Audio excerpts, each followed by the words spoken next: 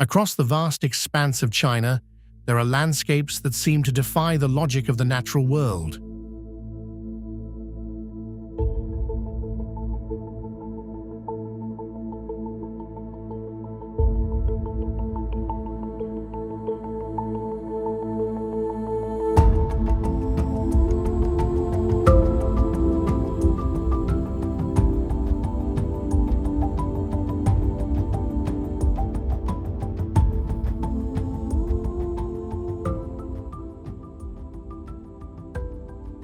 Mountains rise like vertical walls with no visible base. Lakes glow in unnatural shades of red and mirror the sky so perfectly they erase the horizon.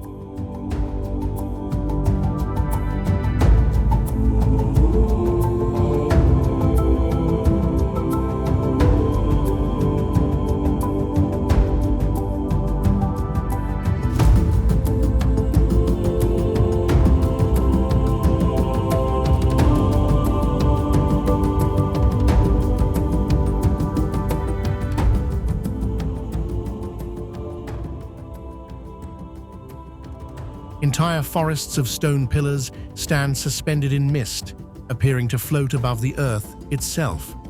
These are not illusions, nor are they the result of digital manipulation.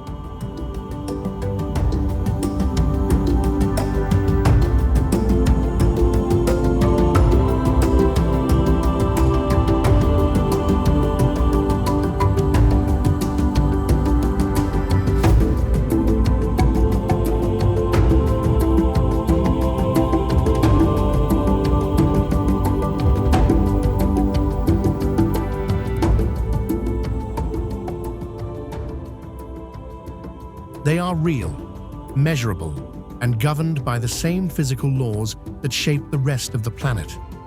Yet the deeper one looks, the more these places challenge expectation.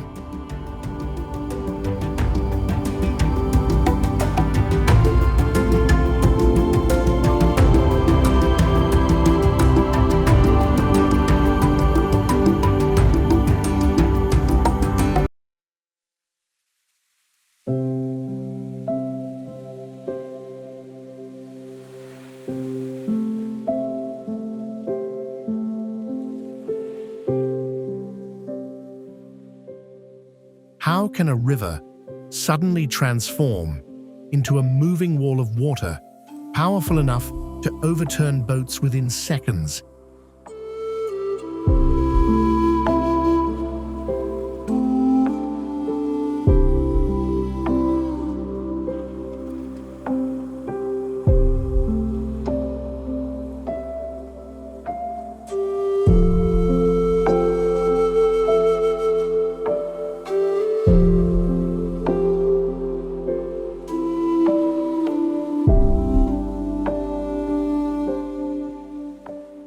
Yet arrive with precise predictability for over 2,000 years. Why do some mountains develop as near-perfect vertical structures, are resisting collapse despite gravity and erosion?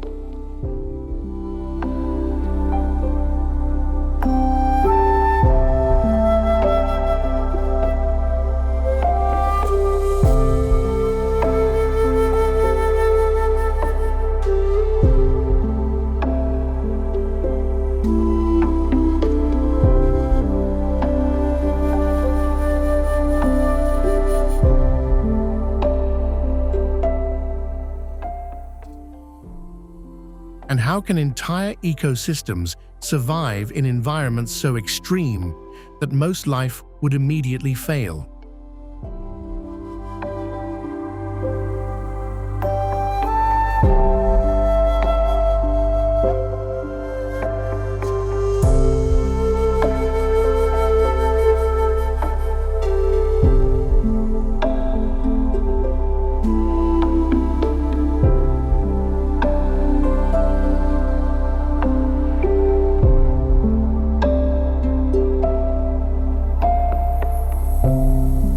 To understand these phenomena is to step into a different scale of time and force, where millions of years compress into visible patterns, and where geology, climate, and biology intersect in ways that feel almost engineered.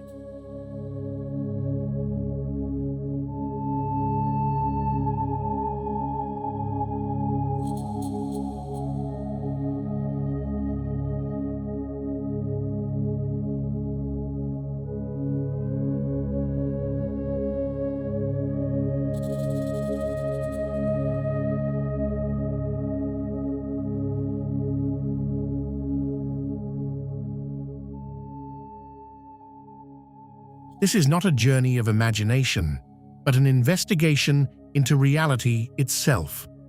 A search for answers hidden within some of the most extraordinary and least understood environments on Earth.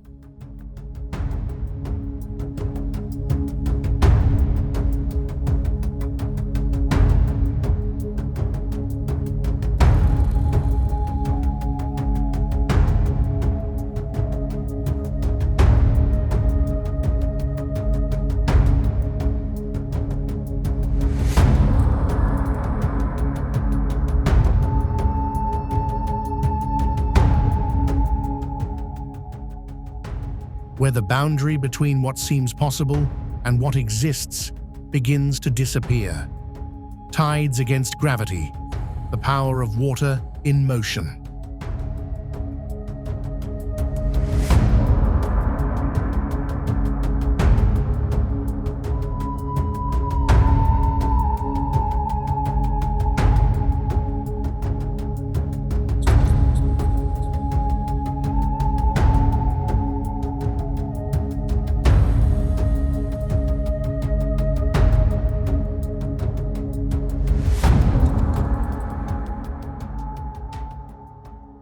At first glance, a river appears to be one of the most predictable systems in nature.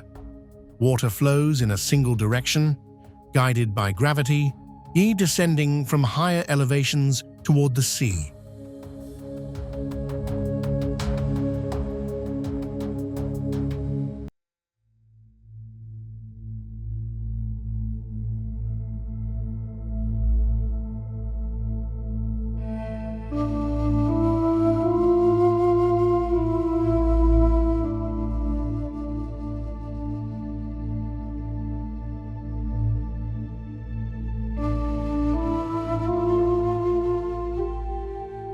It is a one-way movement, stable and continuous.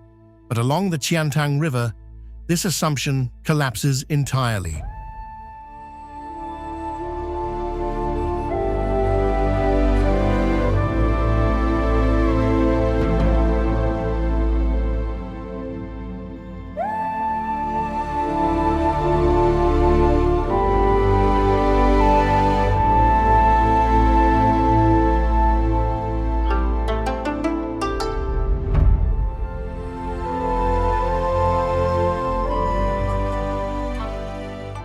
Here, water does not simply flow toward the ocean. It turns, reverses, and rises. Twice each day, under precise astronomical alignment,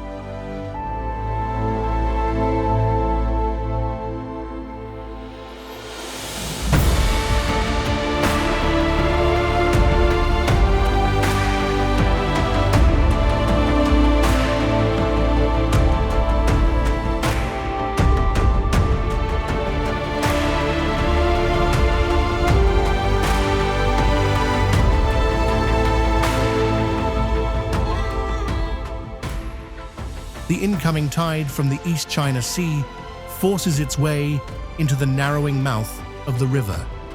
As the channel constricts, the volume of incoming water has nowhere to disperse. Pressure builds rapidly. The forward motion of the tide compresses into a single advancing front.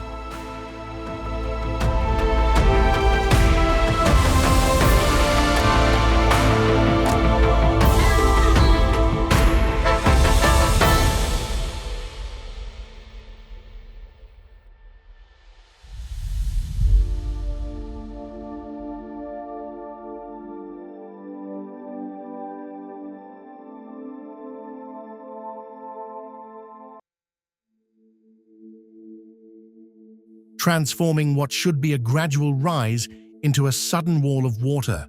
sometimes reaching heights of nearly 9 meters. This is known as a tidal bore.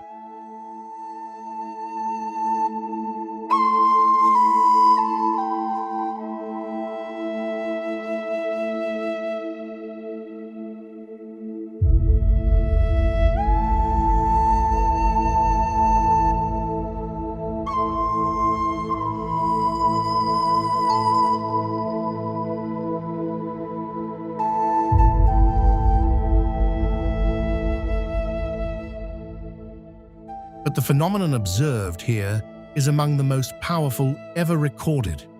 The mechanics are exact. The gravitational pull of the moon and sun generates tidal forces across the planet.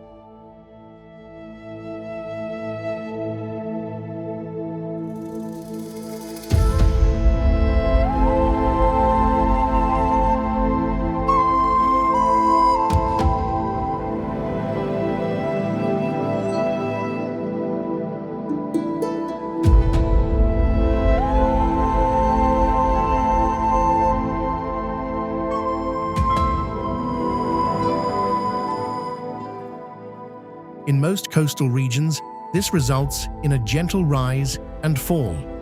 But in rare geographical conditions, where a wide ocean meets a funnel-shaped river,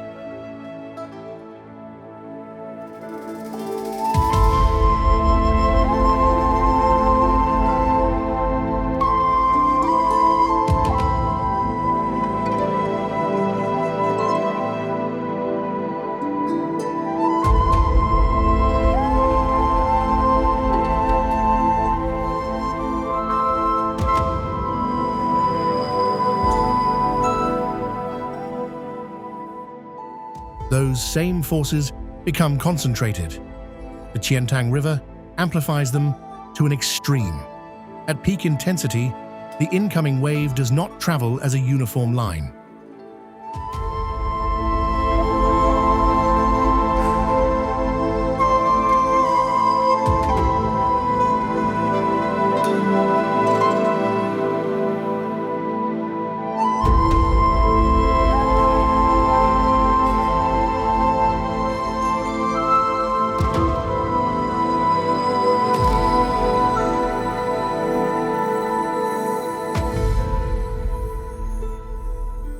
It fractures, collides, and reorganizes itself in real time. Wave fronts intersect, forming sharp angles and even temporary vertical surges of water.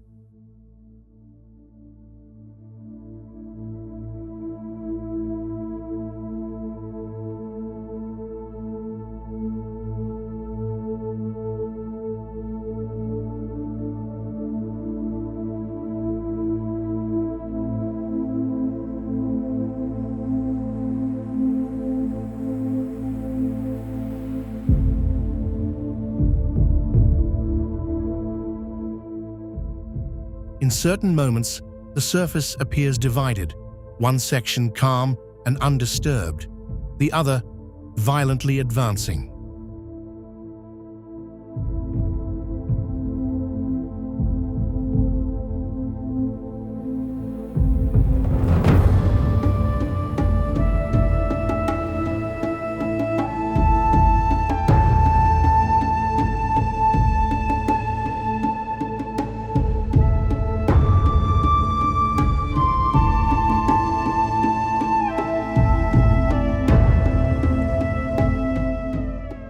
The boundary between them is abrupt, almost geometric. What makes this system even more remarkable is not just its force, but its consistency. For over 2 millennia,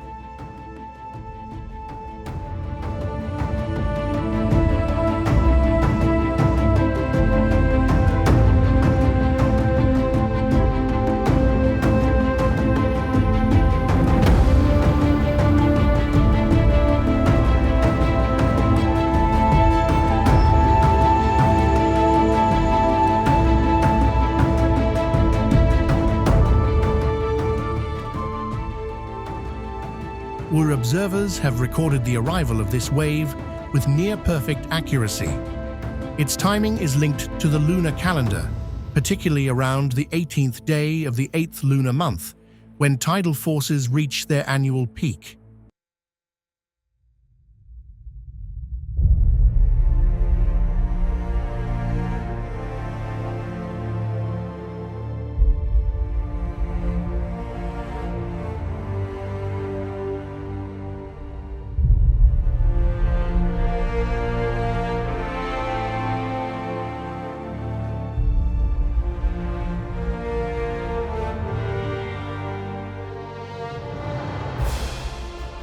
On this day, the bore reaches maximum scale, drawing tens of thousands of observers to the riverbanks. But the predictability does not reduce its danger.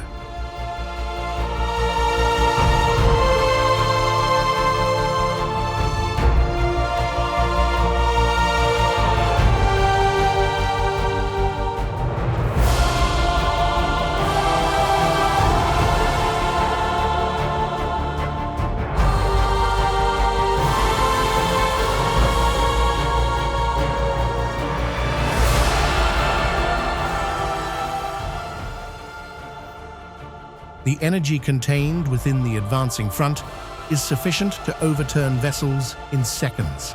The speed of the wave can exceed 40 kilometers per hour, faster than most swimmers can react.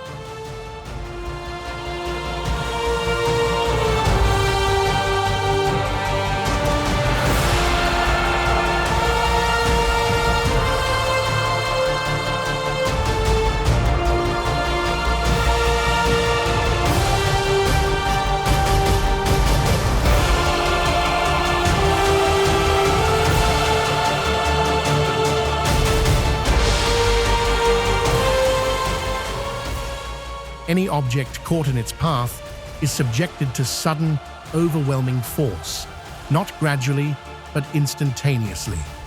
In this environment, water behaves less like a fluid and more like a moving boundary.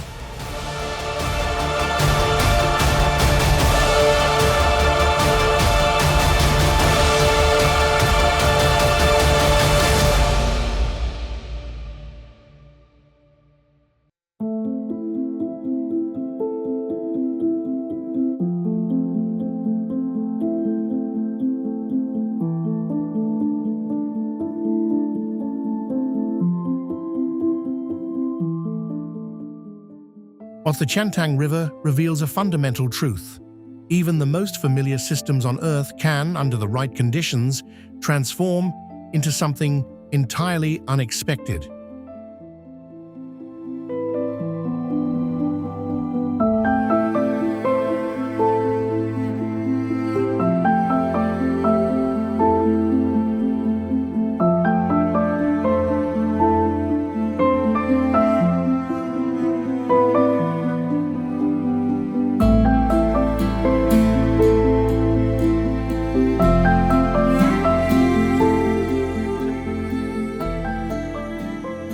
Gravity still governs the flow, but here it is temporarily overruled by pressure, alignment, and scale.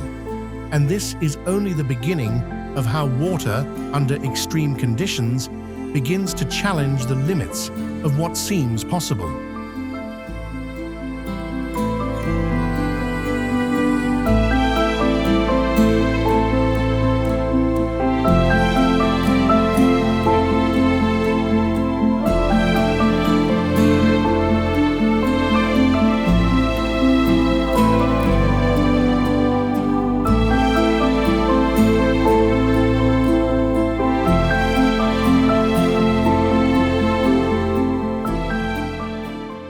Chemistry of the impossible, lakes that defy color and form.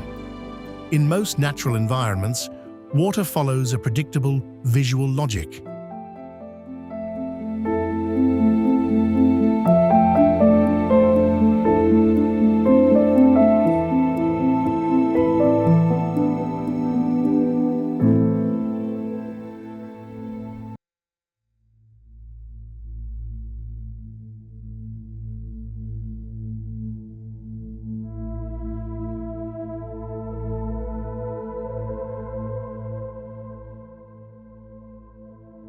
Lakes appear blue or green, shaped by depth, sediment, and the scattering of sunlight.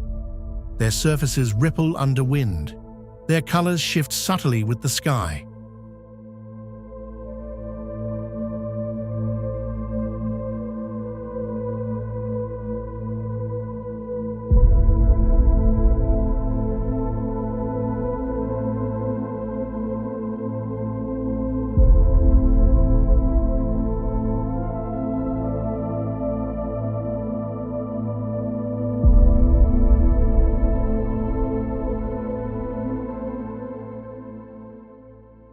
But in certain regions of China, this visual order begins to fracture.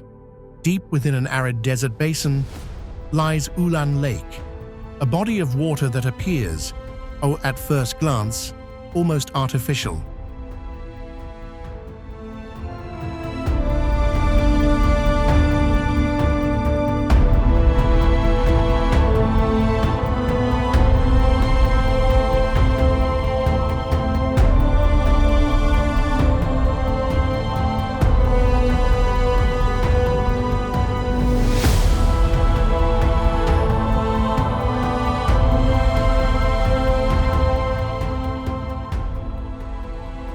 From above, its shape forms a near-perfect heart, its edges smooth and symmetrical in a way that seems unlikely for a natural system.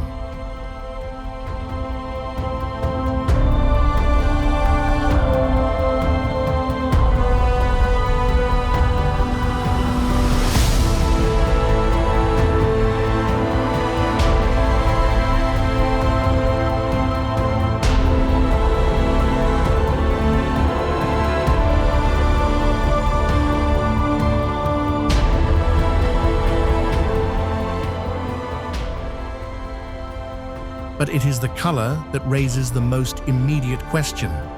The water is red, not a reflection, not a seasonal bloom, visible only at certain angles, but a dense, uniform red that persists across its surface.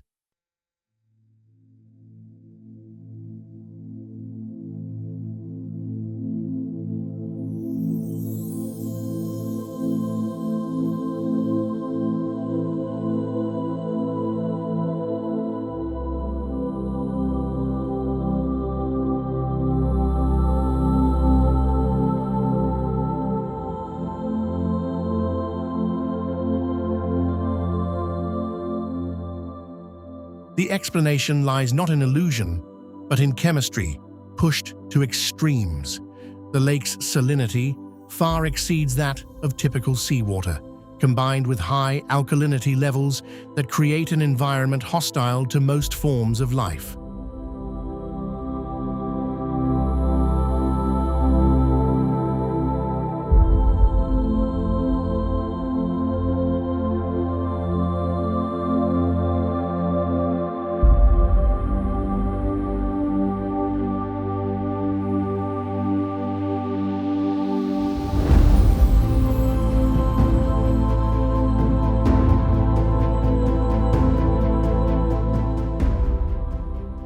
Yet within these conditions, specialized microorganisms, extremophiles, do not merely survive, they dominate. These organisms produce pigments, including carotenoids, which protect their cellular structures from intense solar radiation and chemical stress.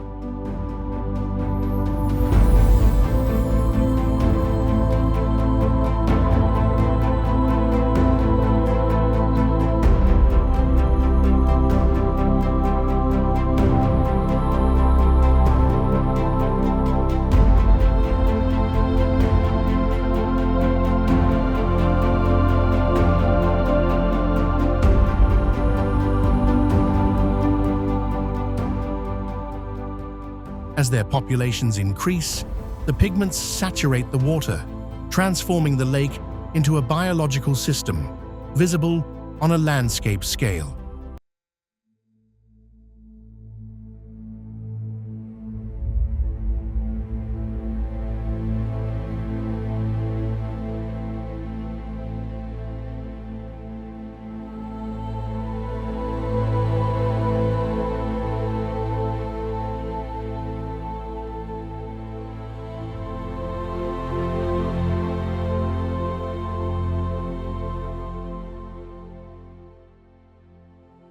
Surrounding the lake, another anomaly appears.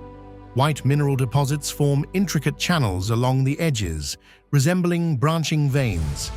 These salt structures emerge as water evaporates and minerals crystallize, yet the sharp separation between the red interior and white perimeter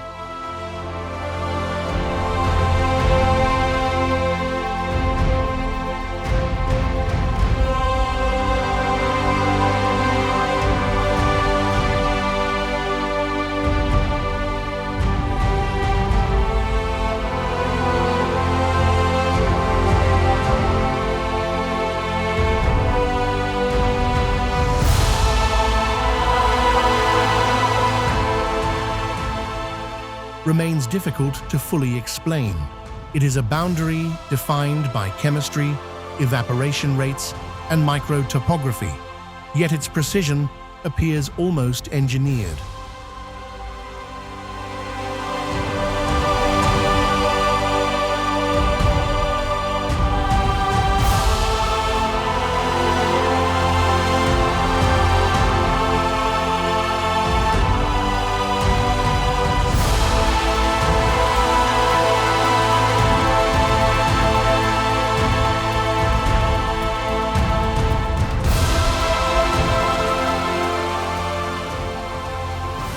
Further west, another lake challenges perception in a different way.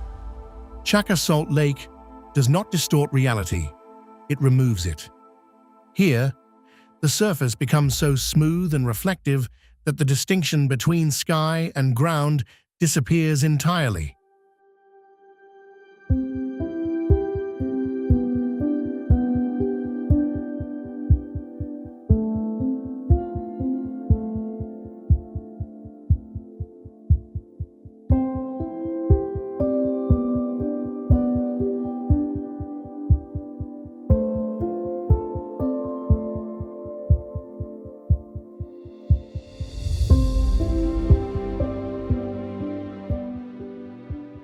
Under calm conditions, a thin layer of water rests atop a dense salt crust, creating a near-perfect mirror. Light is reflected with minimal scattering.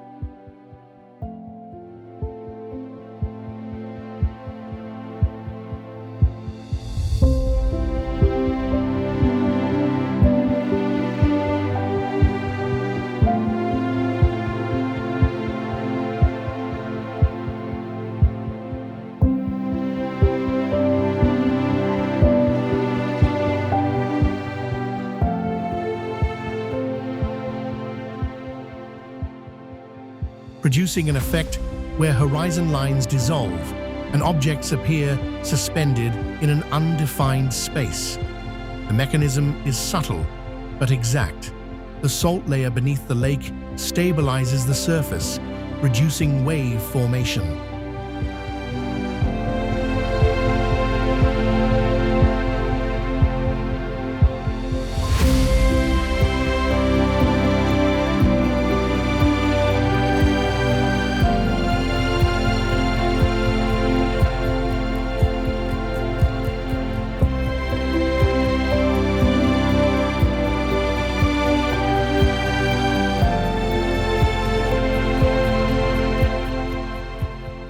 The shallow depth ensures that light does not penetrate deeply enough to scatter through suspended particles. Instead, it reflects cleanly, preserving the image of the sky with unusual clarity.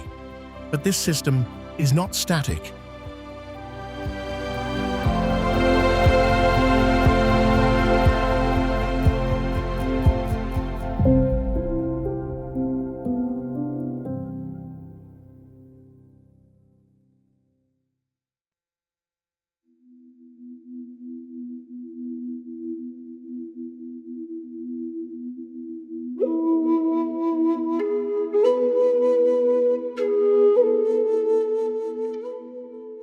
During rainfall, sections of the salt crust partially dissolve, altering the surface structure.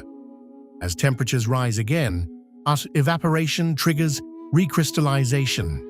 The lake effectively repairs itself, restoring the conditions necessary for reflection.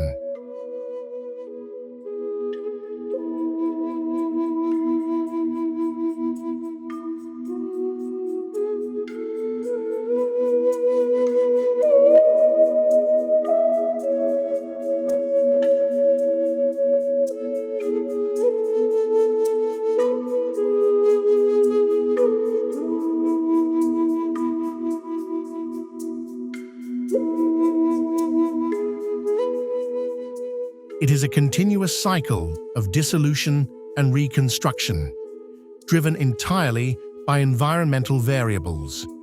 In both cases, the underlying principles remain grounded in chemistry and physics: salinity, mineral saturation, microbial adaptation, and light behavior.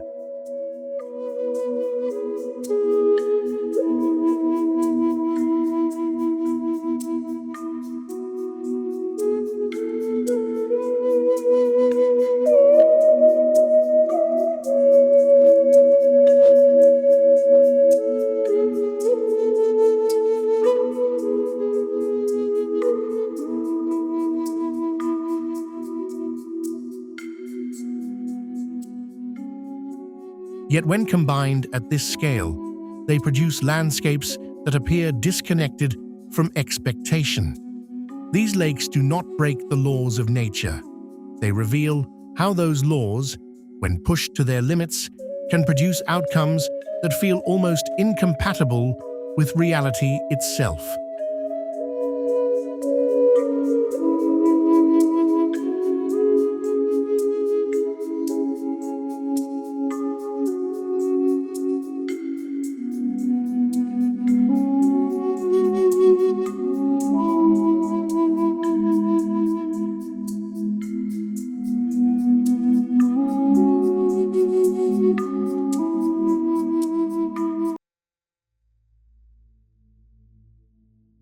And beyond these waters, the terrain begins to rise into forms shaped not by chemistry alone, but by forces buried deep within the Earth's crust.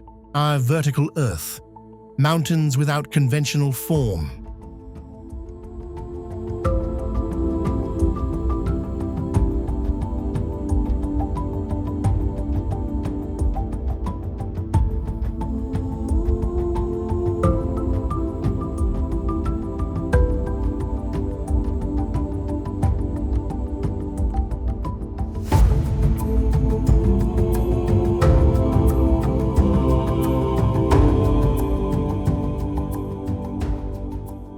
Mountains, in their most familiar form, follow a gradual logic. They rise from the Alard with widening bases, their slopes distributing weight across broad foundations. Erosion softens their edges over time, shaping peaks into forms that appear stable, even predictable.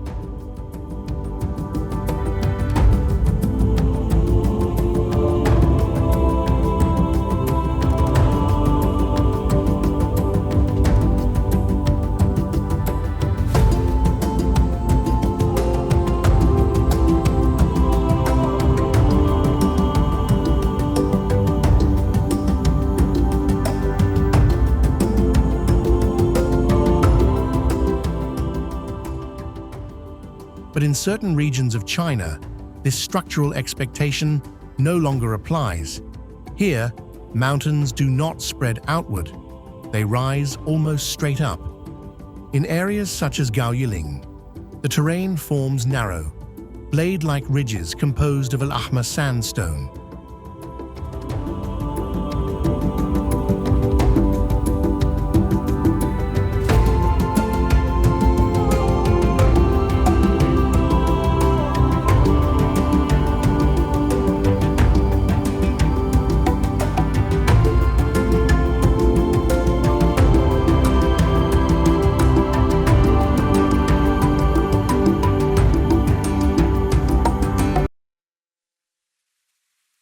These ridges extend across the landscape like natural walls, their surfaces smooth and often devoid of vegetation. From a distance, they resemble engineered structures, linear, continuous, and sharply defined.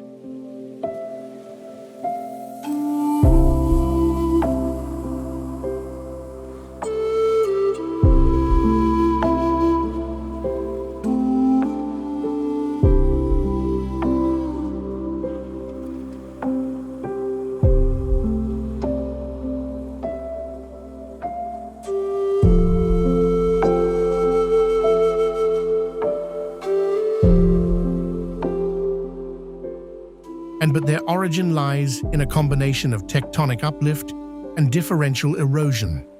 Over millions of years, layers of sedimentary rock were compressed and elevated.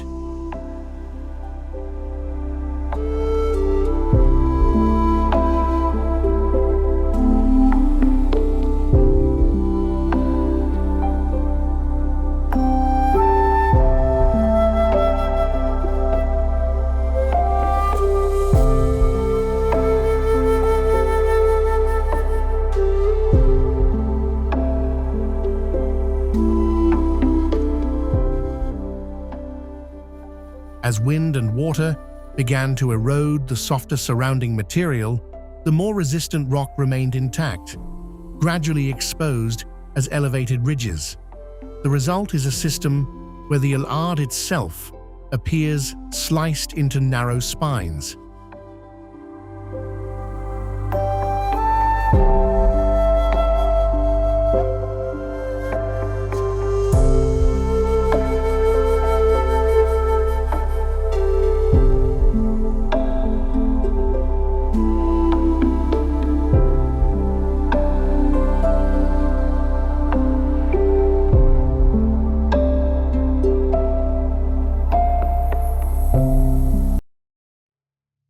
Some sections so thin they can barely support a single human step.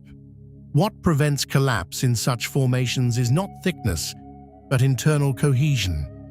The rock layers, though narrow, are structurally continuous, allowing stress to distribute along their length.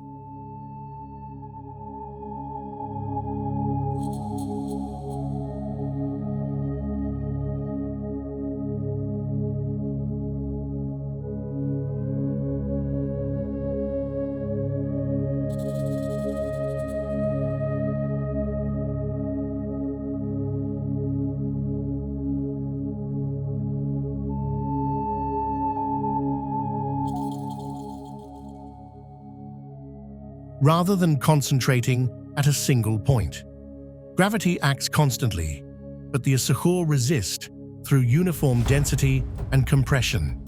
Further east, another anomaly emerges in Yandang Mountain. Unlike conventional mountain ranges, this system lacks a gradual base entirely.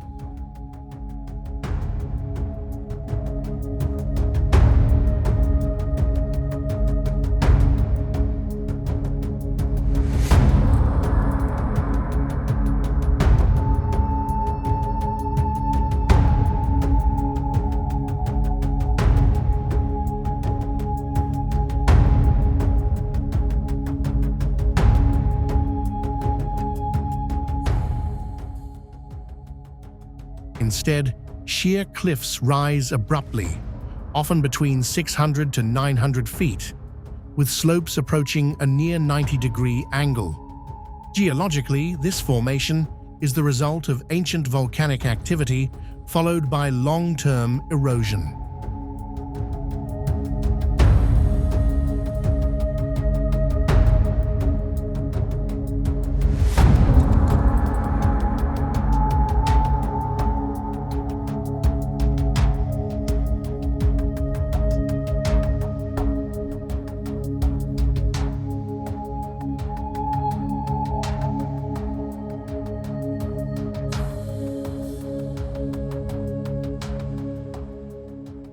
Lava flows once solidified into dense rock layers, which were later fractured and exposed.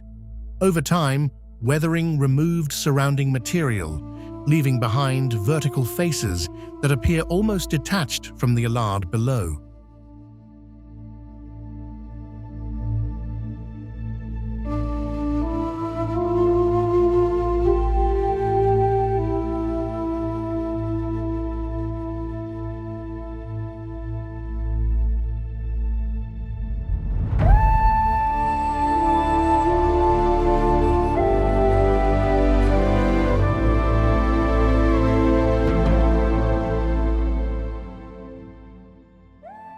These cliffs challenge a fundamental assumption about mass distribution.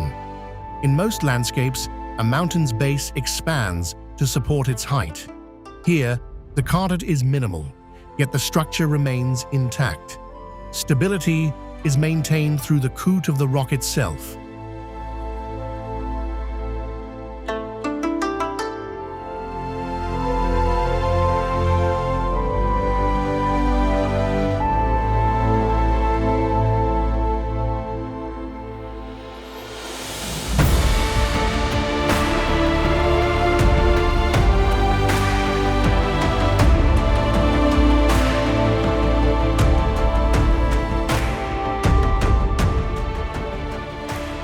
Its density, its internal bonding, and the absence of major fault lines that would otherwise trigger collapse.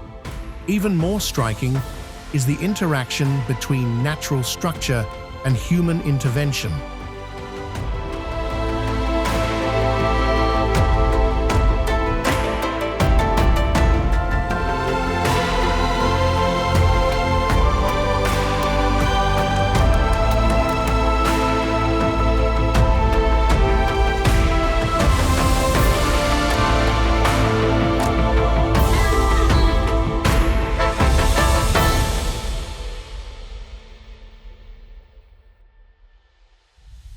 In some sections, concealed water systems have been introduced within the rock to maintain waterfalls during dry seasons. These modifications demonstrate an unusual level of control over hydrology, integrated directly into a geological framework that already pushes structural limits. Across both locations, the Allard reveals a different architectural logic.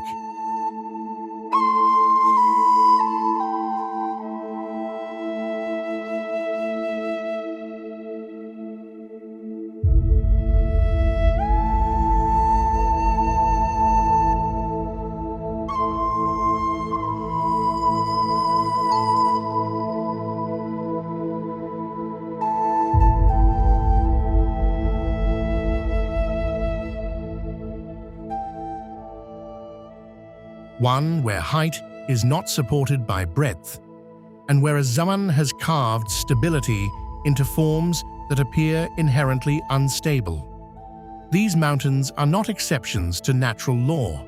They are outcomes of it, formed through pressure, time, and markant erosion.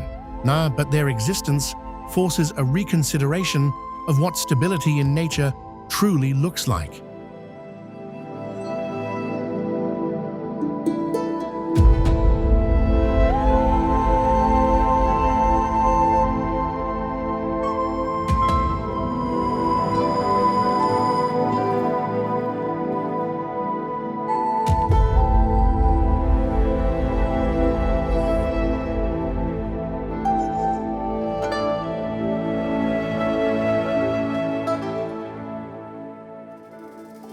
And beyond these vertical landscapes, the forces shaping the Allard grow even more extreme, originating not from surface processes, but from energy buried deep beneath it.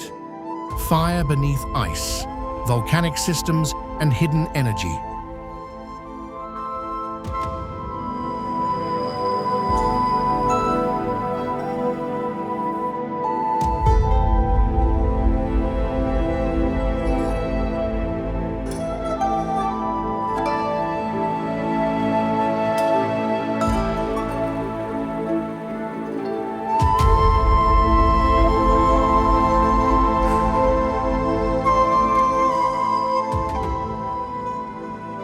At high elevations, where temperatures fall far below freezing and the air thins into near silence, the landscape appears inert.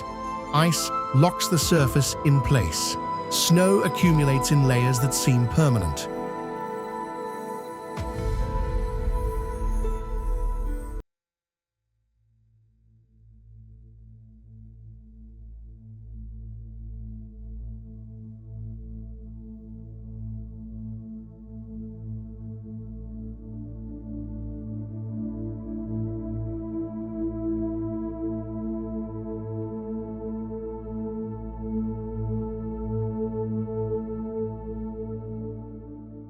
Movement slows, sound dampens, and the environment gives the impression of complete stillness. But beneath this frozen exterior, the Earth remains active, driven by forces that operate far beyond human perception.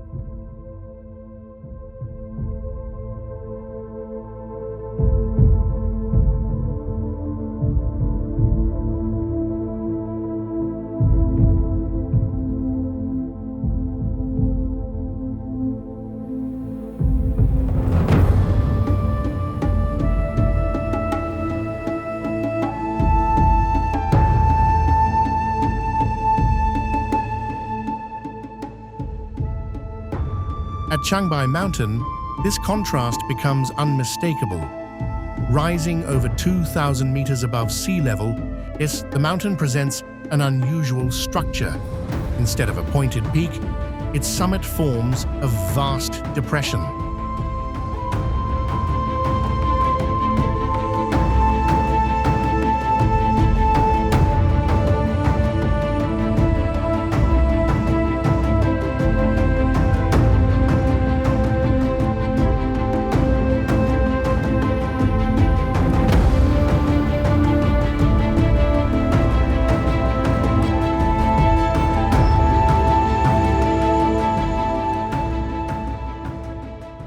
An inverted geometry created by a powerful volcanic past. This is not erosion in the conventional sense, but the result of a collapsed magma chamber where internal pressure once exceeded the strength of the surrounding rock.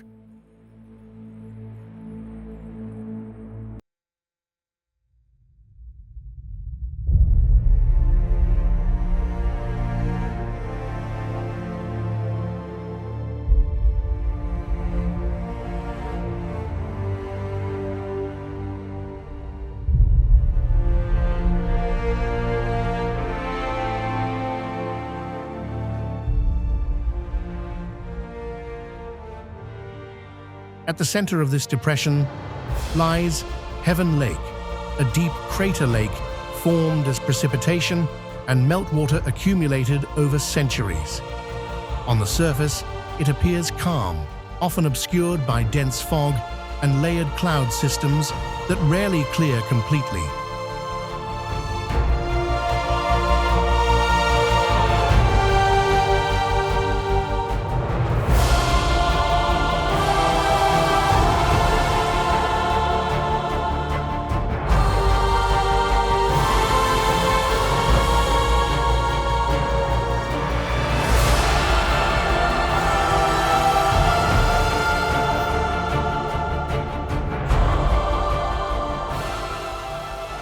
Visibility is limited, and in many cases, visitors reach the summit without ever seeing the water itself. But the origin of this landscape is far from calm.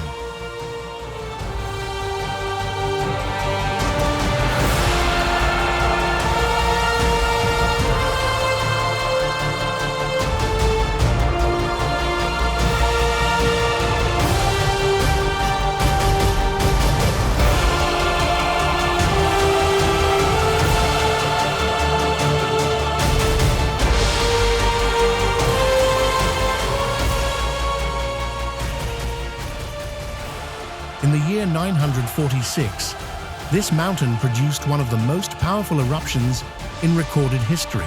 Here, the event expelled enormous volumes of ash, gas, and fragmented rock into the atmosphere.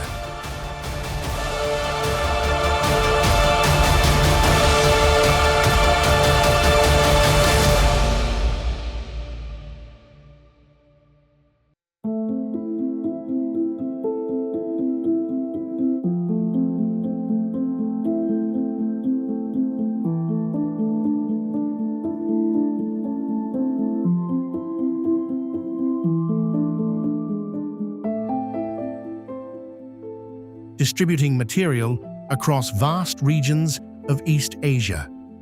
The eruption column is estimated to have reached the stratosphere, altering atmospheric conditions and leaving behind a thick layer of volcanic deposits known as pumice.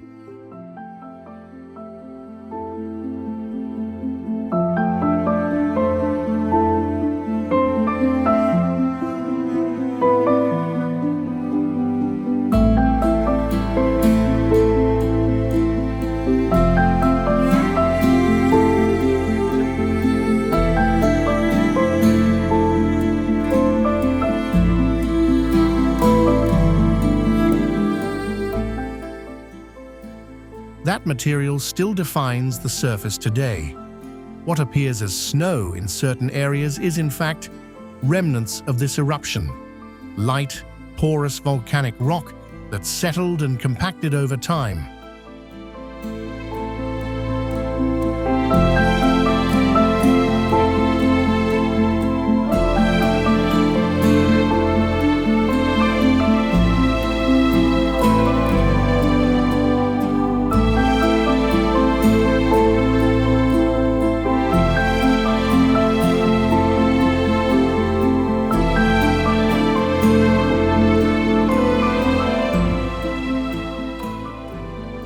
It reflects light in a way that mimics frozen precipitation, further blurring the distinction between volcanic and glacial environments.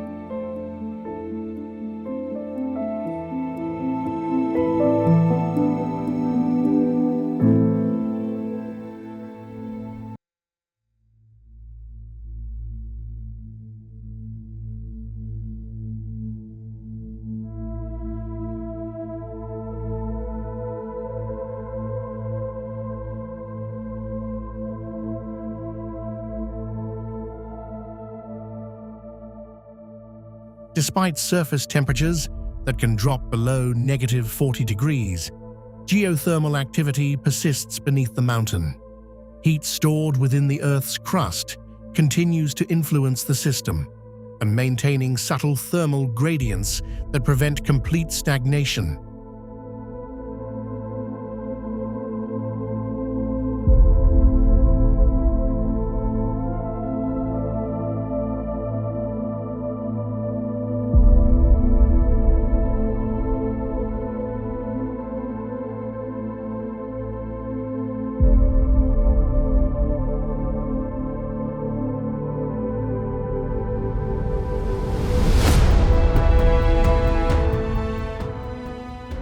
Water flows beneath ice layers, and in certain areas does not freeze at all.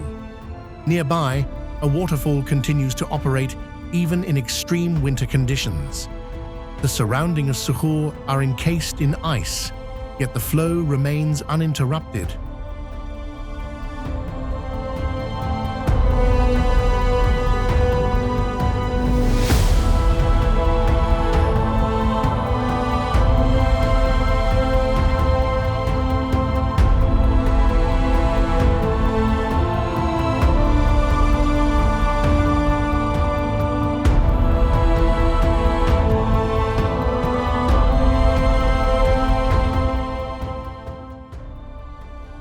Evidence of internal heat exchange and pressure-driven harka beneath the surface. This coexistence of fire and ice is not contradictory. It is a direct consequence of how planetary systems function. Volcanic energy does not disappear when temperatures fall.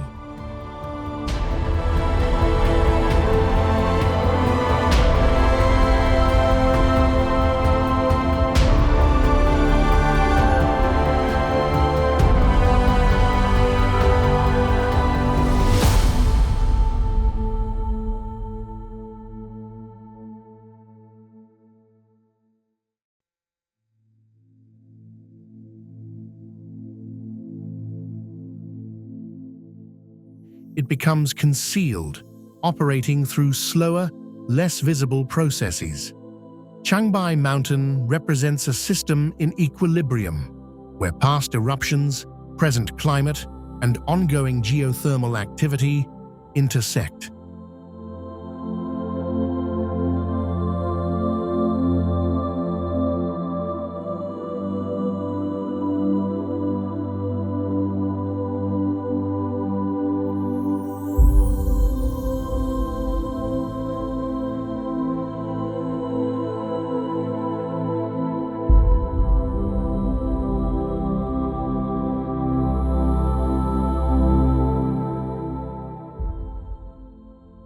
The surface suggests stability, but the structure beneath tells a different story, one of stored energy, latent pressure, and a history that can, under the right conditions, reassert itself.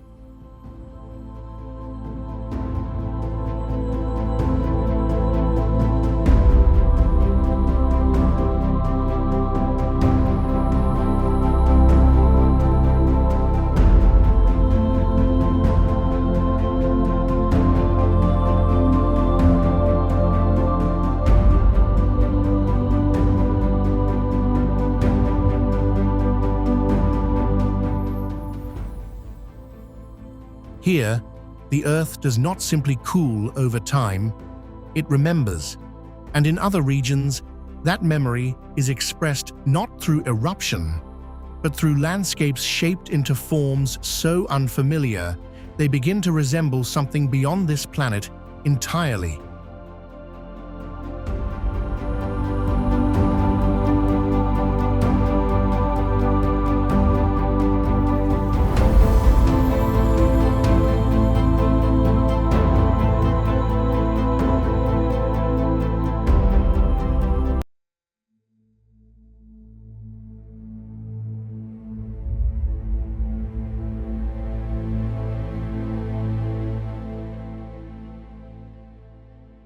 Landscapes that resemble another planet.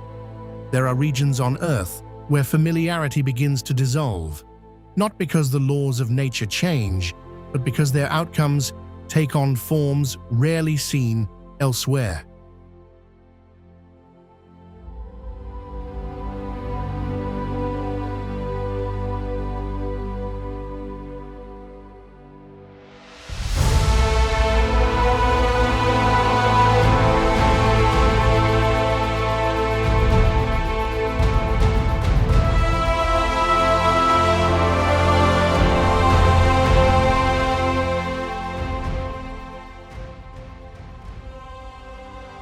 In these environments, scale, texture, and geometry combine in ways that disrupt recognition.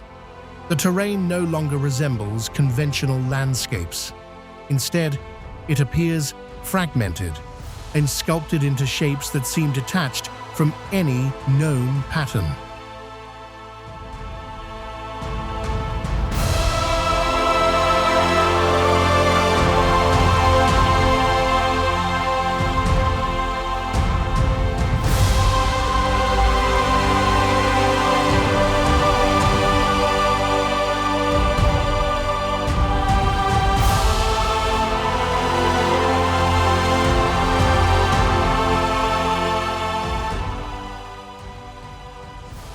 In the remote expanses of Devil's City, this transformation is driven almost entirely by wind.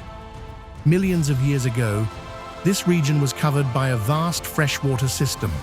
Sediments accumulated in layered deposits, forming a relatively uniform surface.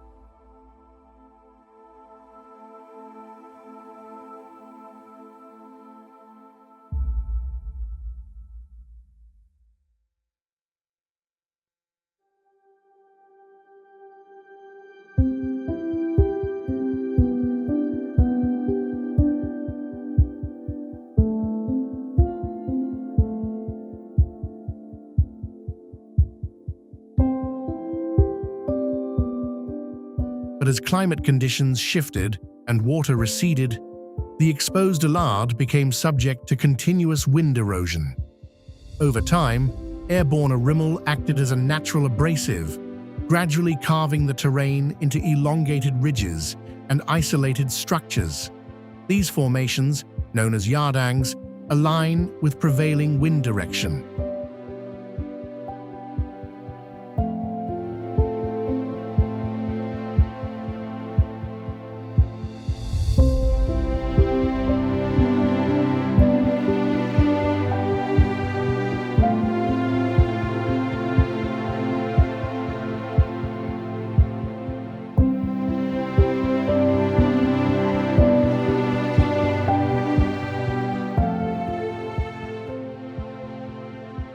Their shapes are not random.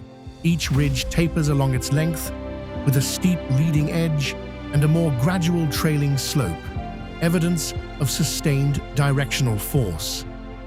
But when observed collectively, the landscape takes on an entirely different character.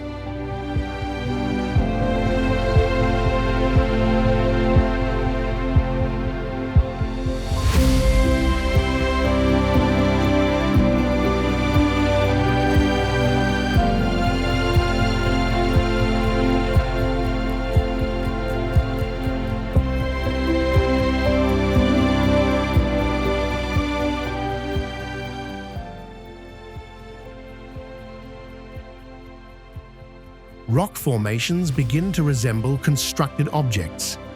Towers, walls, even forms that evoke ships or animals. The resemblance is not intentional, but it is persistent.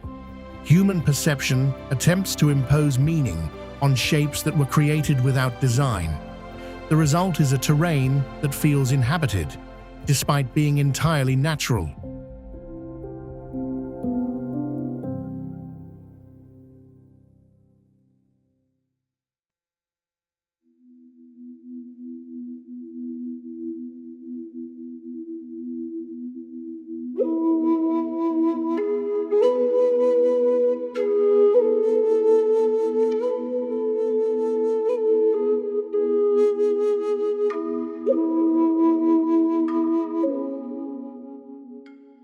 Sound adds another layer to this environment. As wind passes through cavities and channels carved into the rock, it produces low-frequency vibrations. These tones shift in intensity depending on speed and direction, turning the entire landscape into a kind of acoustic system.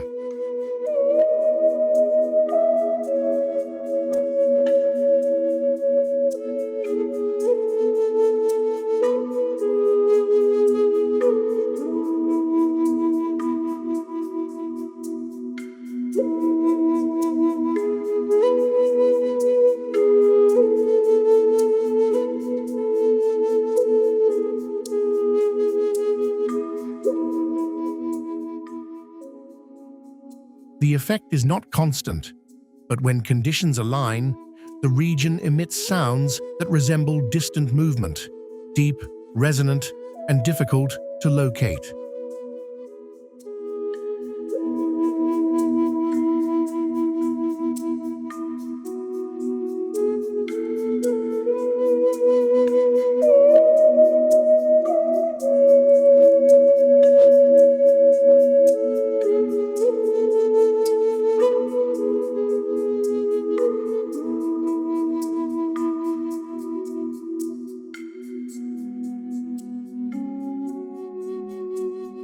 Further south, not in Jiuzhaigou Valley, the terrain changes again, but the sense of unreality remains. Here, water defines the landscape.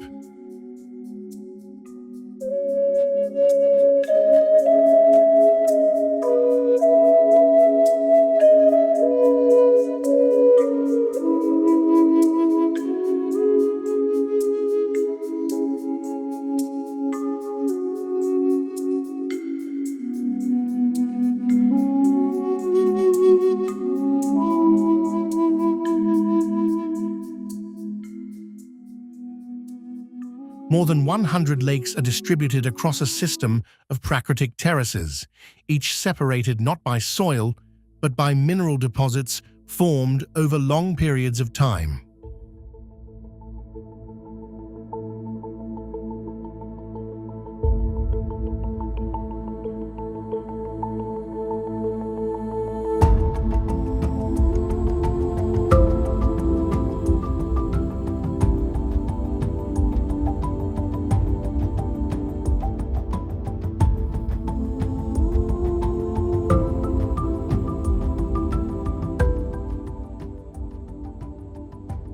These terraces regulate the flow of water, creating a cascading network where each level feeds the next.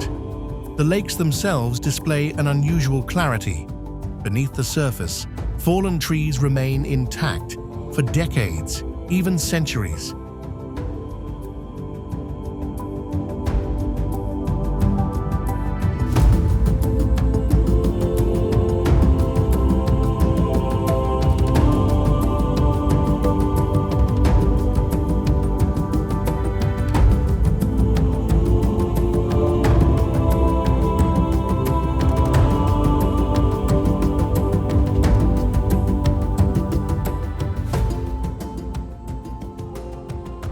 Cold temperature, combined with mineral content, slows decomposition to an extreme degree. Organic material becomes preserved rather than broken down, remaining visible through water that contains almost no suspended particles.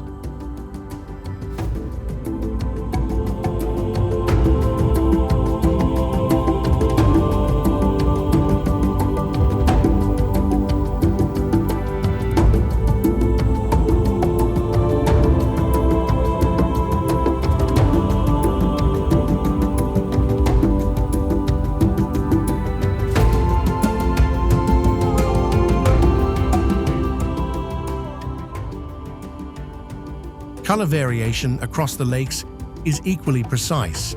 The shades, ranging from turquoise to deep blue,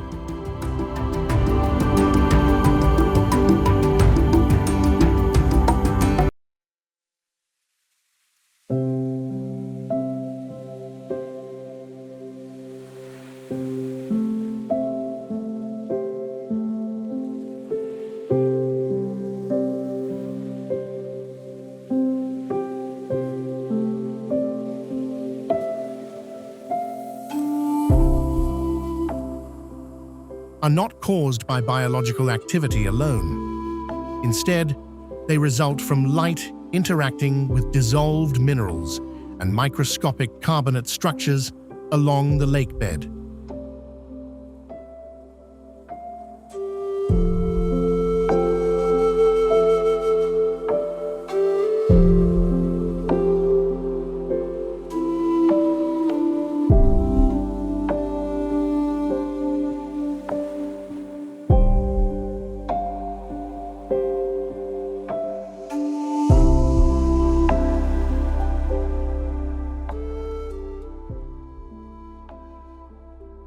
As sunlight enters the water at different angles throughout the day, wavelengths are selectively scattered and reflected, producing shifts in color that appear dynamic, yet are entirely governed by physical properties.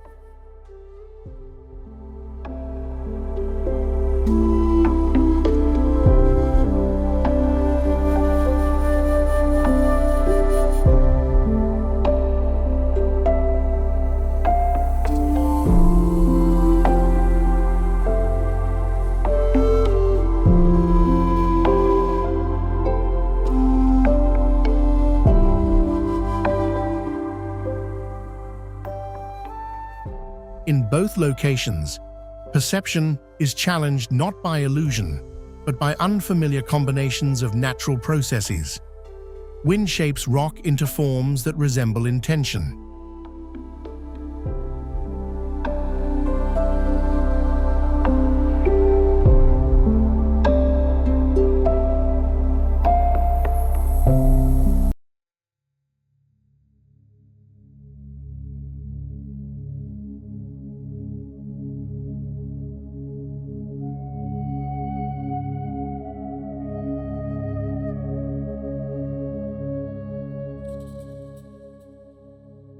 Water and minerals produce colors that appear artificial. Sound emerges from empty space without visible origin. These landscapes do not imitate another world. They reveal how diverse this one already is, when time, pressure, and an environment align in ways that are rarely observed, but entirely real.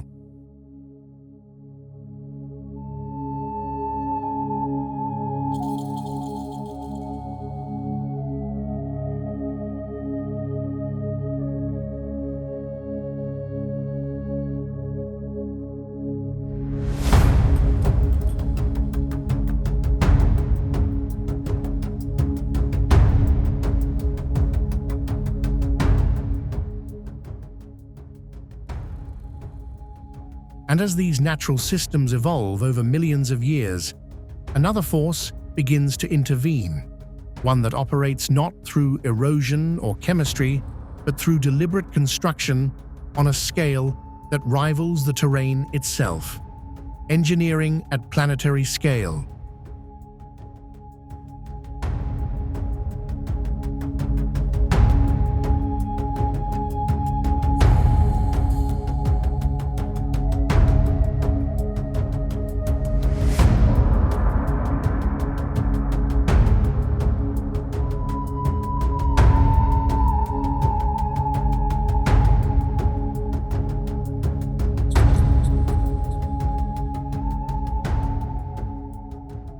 For most of human history, landscapes have dictated the limits of construction. Mountains restrict movement, rivers divide regions, and unstable ground defines where structures can safely exist.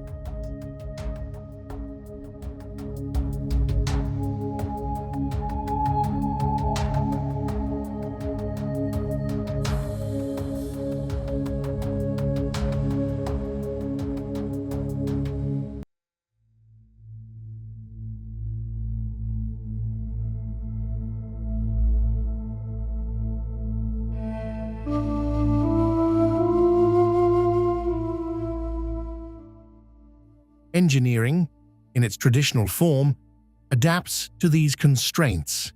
But in modern China, that relationship has begun to shift. In certain regions, the landscape is no longer the boundary, it is the material.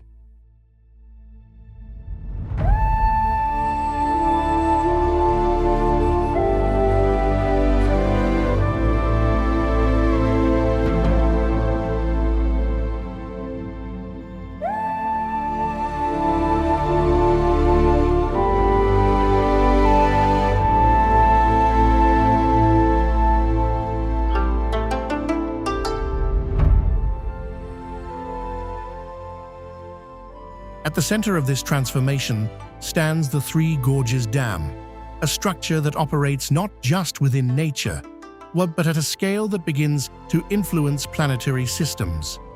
Spanning the Yangtze River,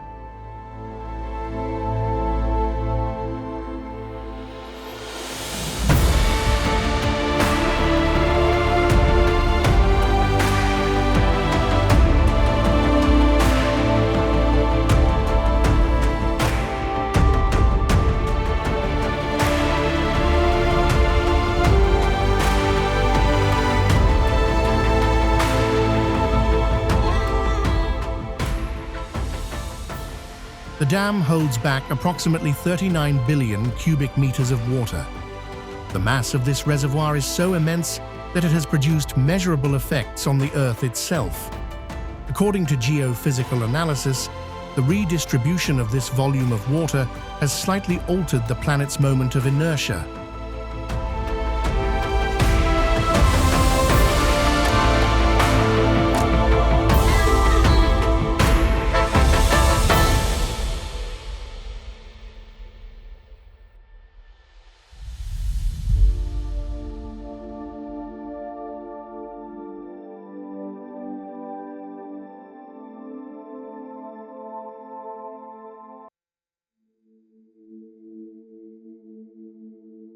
Slowing its rotation by a fraction of a microsecond and shifting the geographic poles by a measurable margin. These changes are extremely small, but they are detectable. They represent a threshold where human construction intersects with planetary mechanics.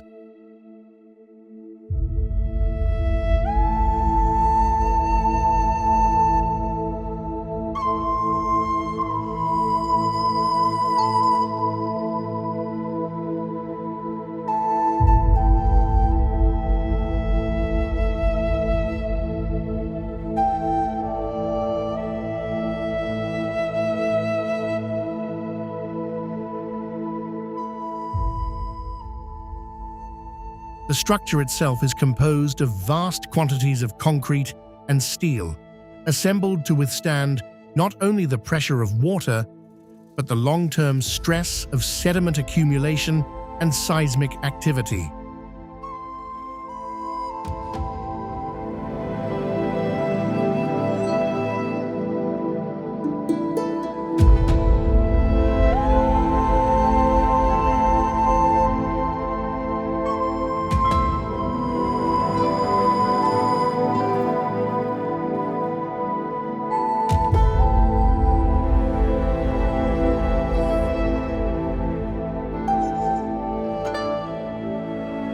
Its purpose extends beyond power generation.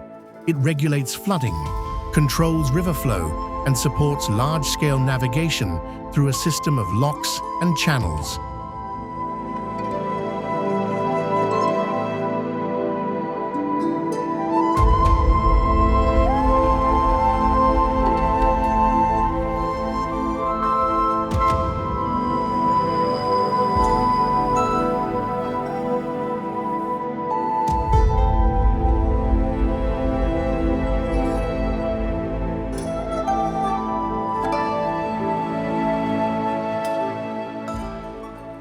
But the cost of this control is equally significant.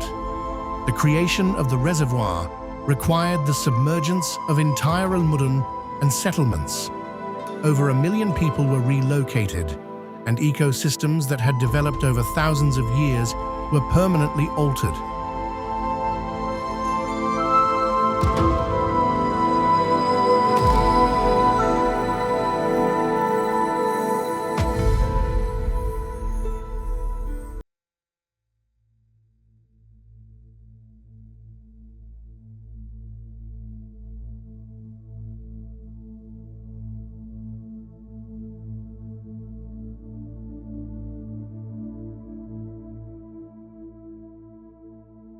The dam represents a form of engineering where benefit and consequence exist simultaneously, each on a massive scale. Further south, another structure approaches the landscape in a different way.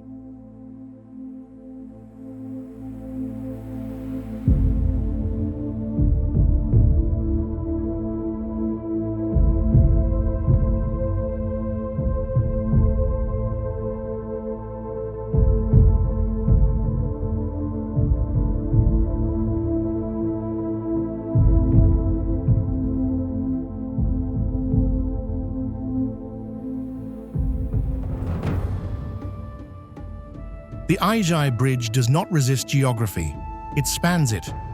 Suspended between steep mountain walls, the bridge extends across a deep canyon without intermediate supports. And unlike conventional bridges that rely on multiple pillars anchored into the ground, this structure is held entirely by suspension cables stretched between two niket.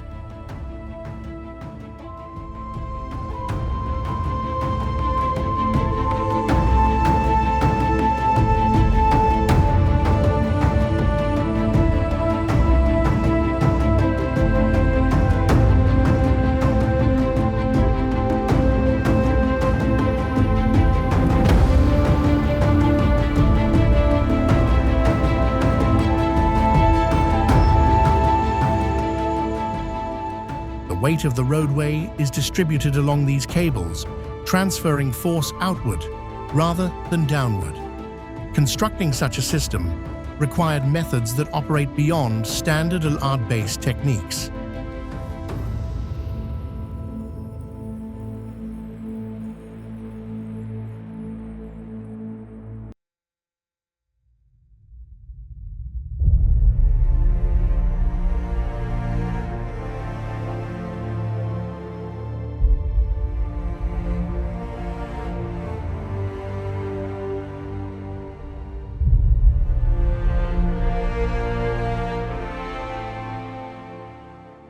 With no stable surface below, heavy components were lifted into position using aerial systems, including helicopters, and assembled in mid-air.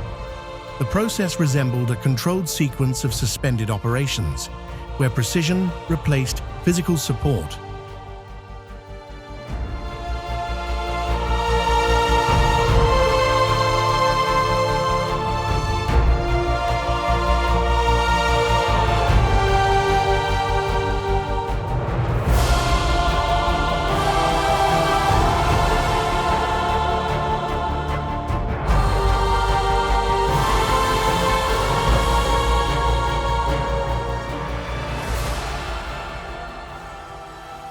The result is a structure that reduces a previously dangerous mountain crossing from a journey of over 30 minutes along unstable roads to less than 1 minute. Time, in this case, is compressed through engineering across mountainous terrain.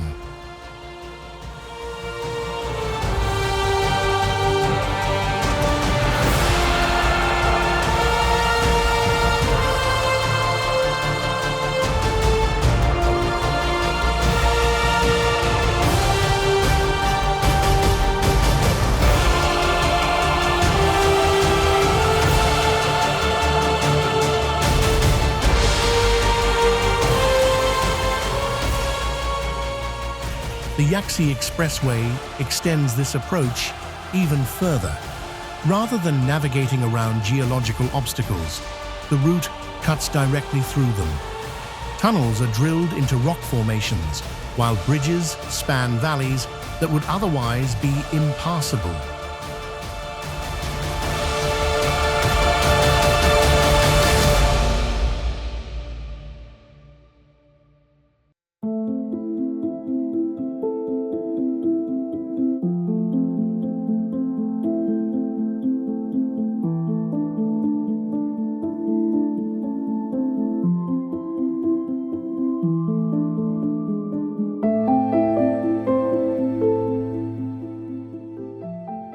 More than half of the roadway exists either above ground or within mountains, creating a continuous path through one of the most geologically complex regions in the country.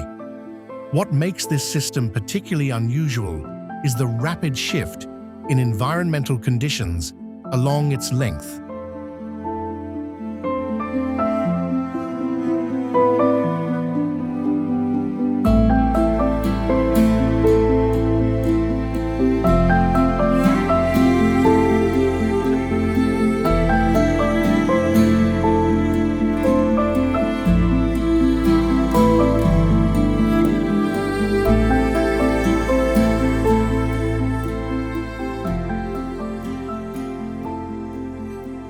As elevation changes, temperature, pressure, and visibility can alter within minutes.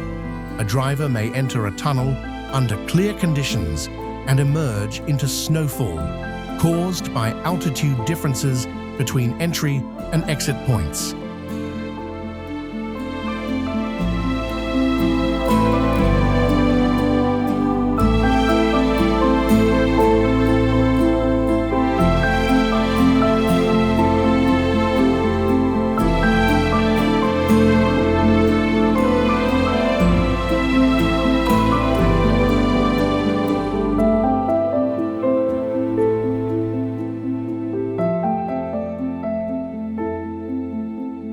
In each of these cases, engineering does not eliminate natural forces, it redistributes them. Water is contained, but its mass still exerts pressure.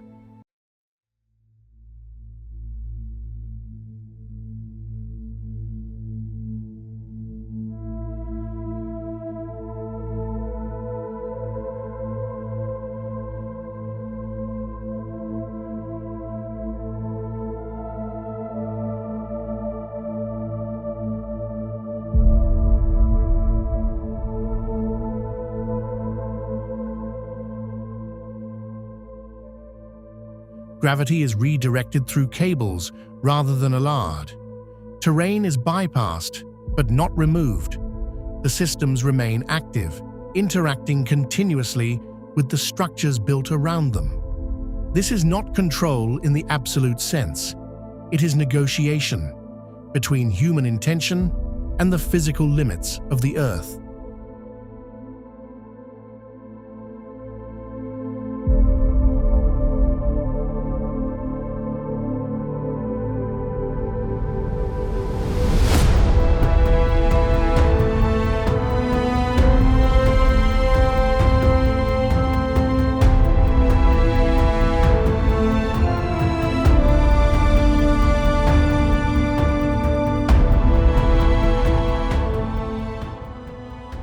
And long before these structures existed, another form of construction was already taking place, one that required no machinery, no modern materials, and yet achieved a level of precision that continues to endure. Time carved in stone.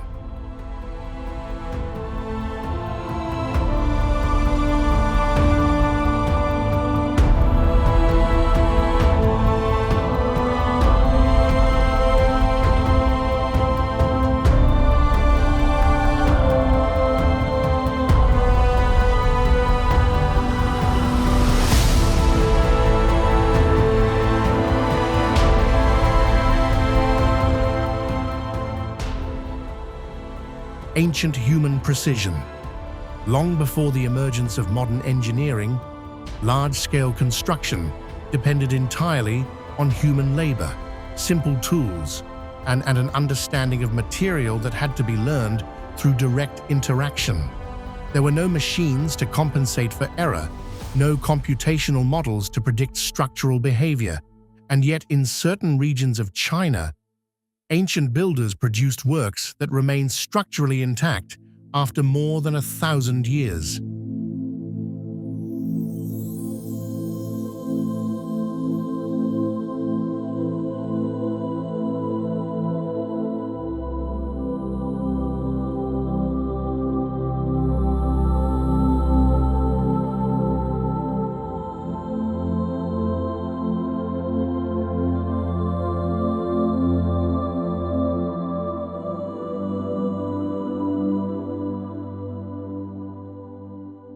Along the limestone cliffs of Longmen grottos, this precision is visible at a scale that is difficult to fully process. More than 100,000 statues have been carved directly into the rock face. These are not separate structures placed onto the landscape.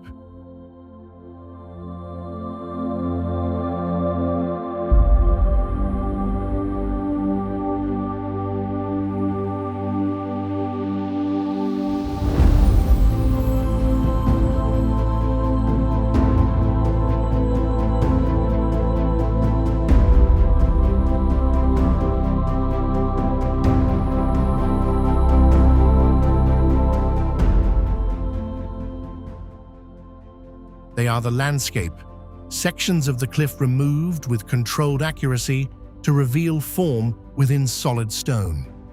The process required a continuous understanding of material density, fracture patterns, and etowate limitations. But what makes the site particularly unusual is the range of scale. Within a few meters,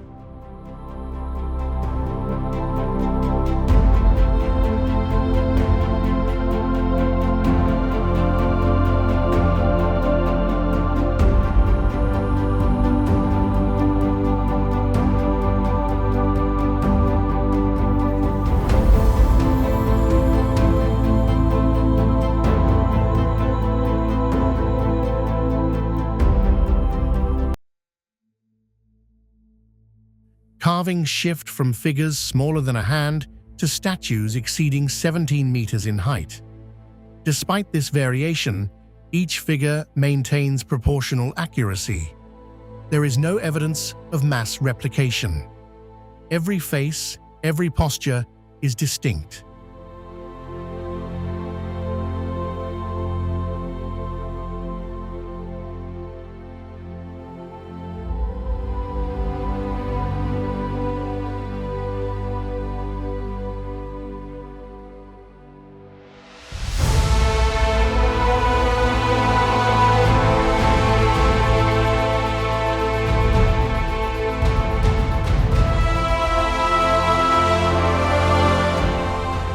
This suggests not only technical skill, but a sustained system of craftsmanship passed across generations. The work extended over 4 centuries. During this time, thousands of artisans contributed to a single continuous surface, transforming a natural cliff into a layered archive of religious expression, cultural record, and technical execution.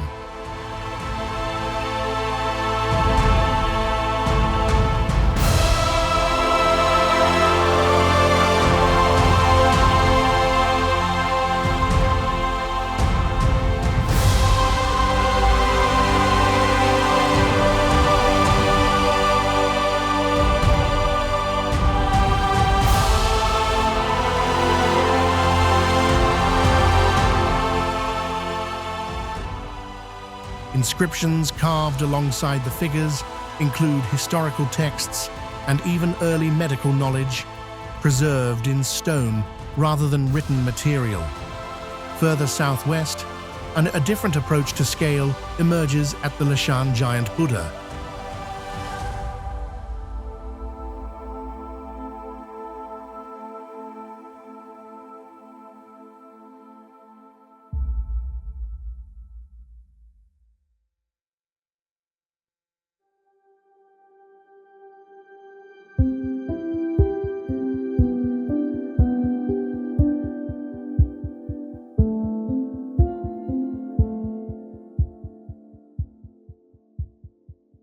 Here, the objective was not to fill a surface with detail, but to reshape an entire mountainside into a single form. Carved during the Tang dynasty, the statue rises over 70 meters in height, positioned at the confluence of 3 rivers.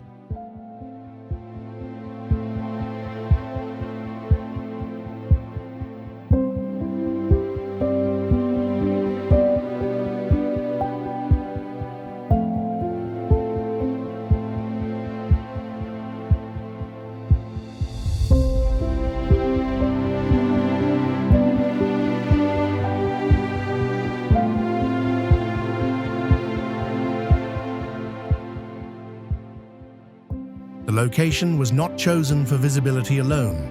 It was selected in response to a practical problem: dangerous water currents that caused frequent accidents for passing boats. The solution was both symbolic and functional.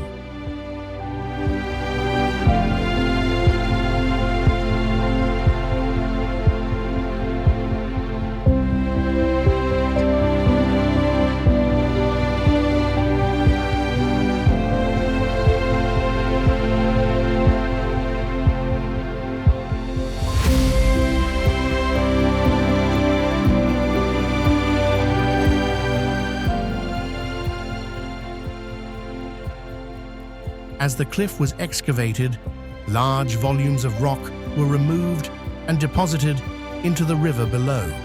This altered the durian of water, reducing turbulence in the immediate area.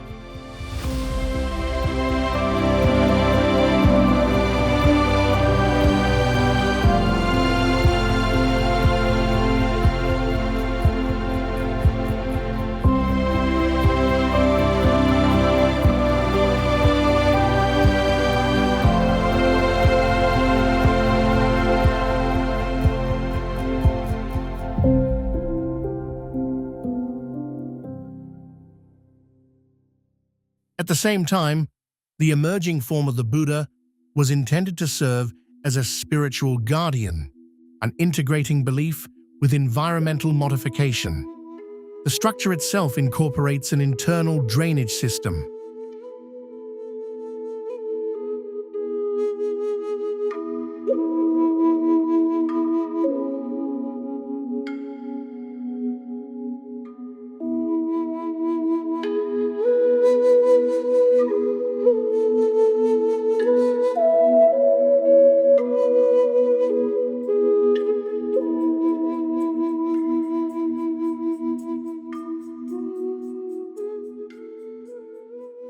Channels hidden within the hair, clothing folds, and body direct rainwater away from critical surfaces, preventing erosion and preserving the integrity of the stone. This feature demonstrates a level of foresight that extends beyond carving into long-term maintenance.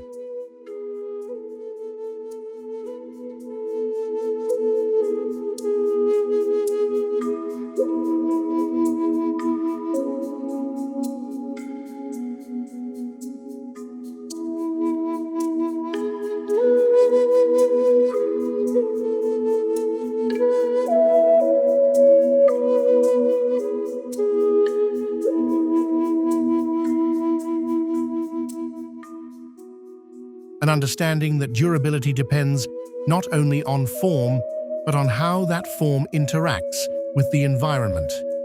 Nearby, in regions such as Nanshun Ancient Town, a different type of construction reveals similar precision.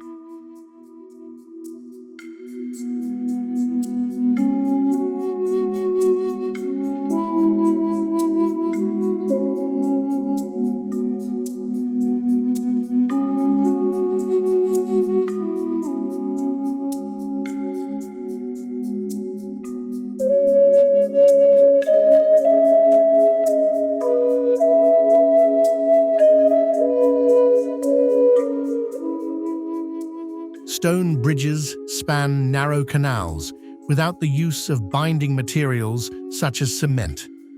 Each stone is shaped and positioned to distribute weight through compression alone. The arches remain stable,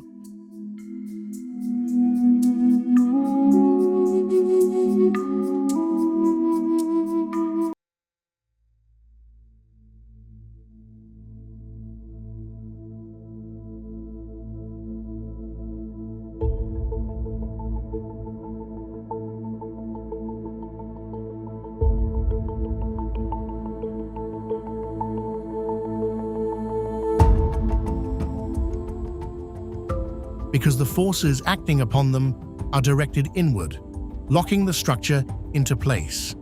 When reflected in the still water below, these bridges form near-perfect circles, an unintended visual outcome of geometric accuracy. Across these sites, the methods differ.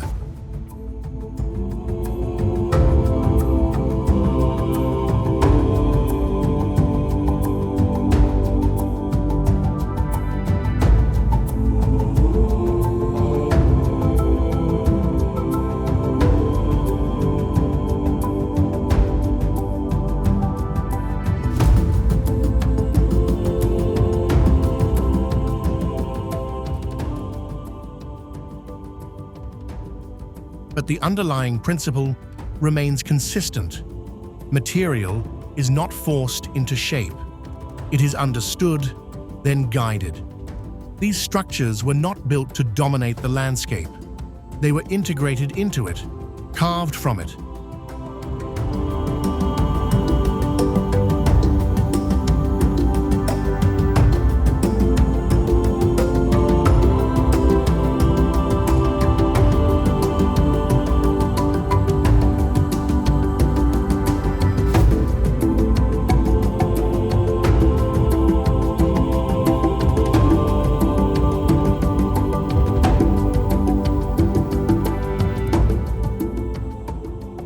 Balanced within it and preserved by aligning with its physical properties. Their survival is not accidental. It is the result of precision developed without modern tools, sustained across time, and tested continuously by the same forces that shaped the Allard itself.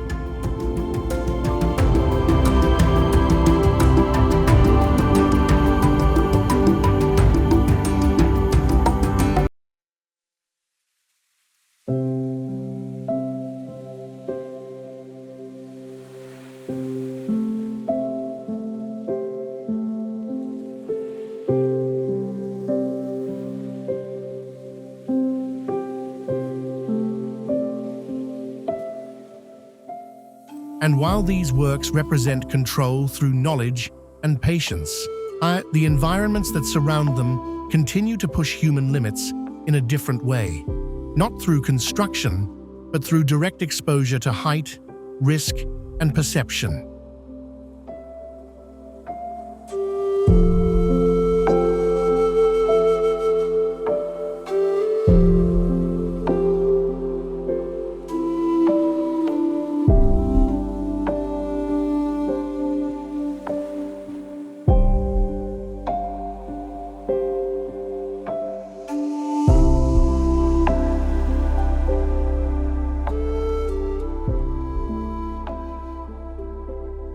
Edge of experience, human exposure to extreme environments. At extreme heights, perception begins to change. Distance becomes difficult to measure.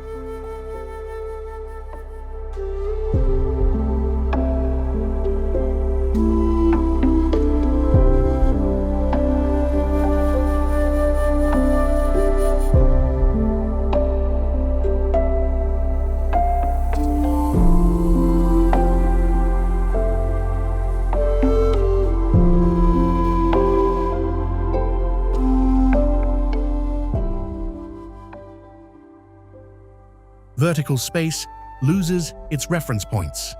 The ground, once a constant frame of orientation, shifts into something abstract, far removed, almost unreal.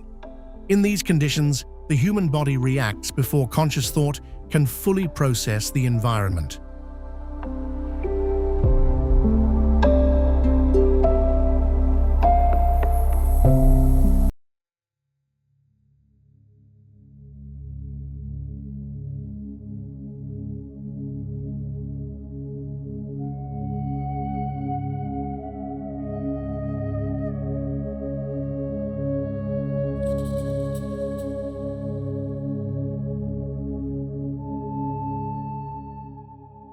Balance tightens, movement slows, and attention narrows to immediate surroundings. In several mountainous regions of China, this psychological threshold has been intentionally brought into focus, and structures such as the glass walkways of Taihang Grand Canyon Glass Platform extend outward from cliff faces at elevations exceeding 1,000 meters.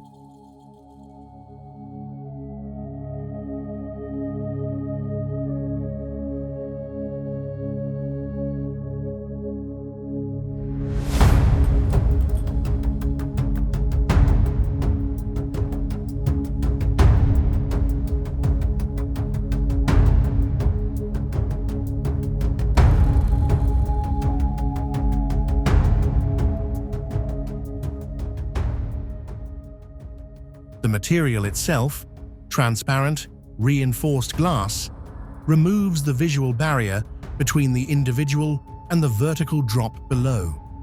From a structural standpoint, these platforms are engineered with multiple layers of tempered glass, designed to tackle loads far beyond typical human wazn.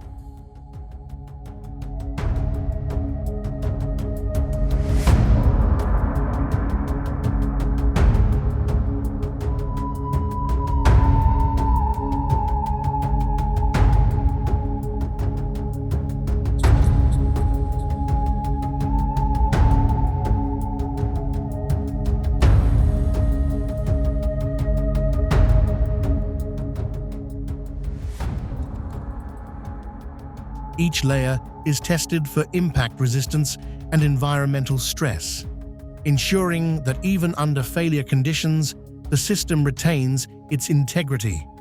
The risk, in physical terms, is minimized, but perception does not follow structural logic.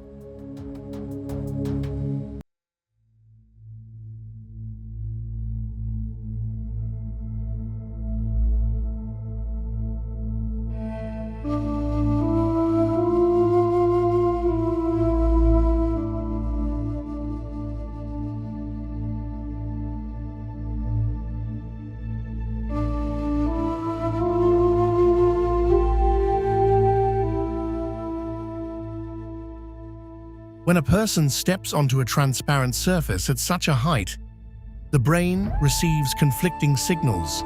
Vision suggests open space, and while proprioception, the body's sense of position, indicates solid ground.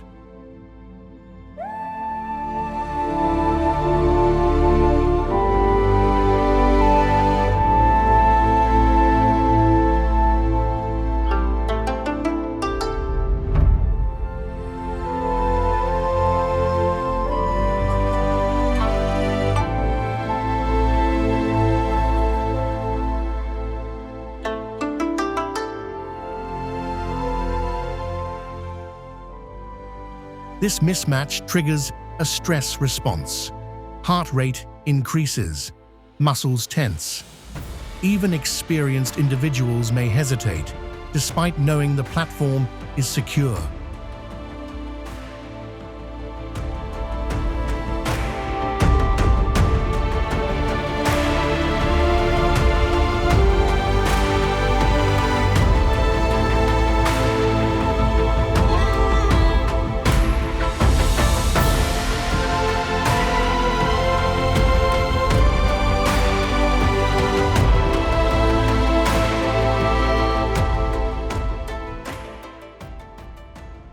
Some installations intensify this effect deliberately.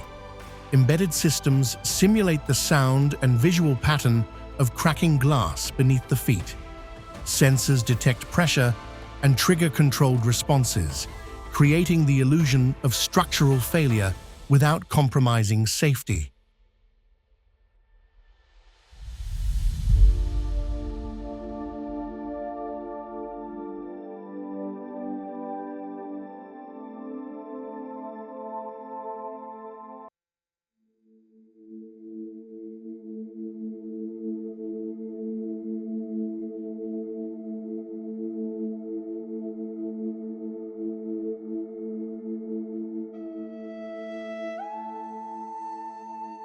The experience is designed not to deceive permanently, but to momentarily override rational assessment.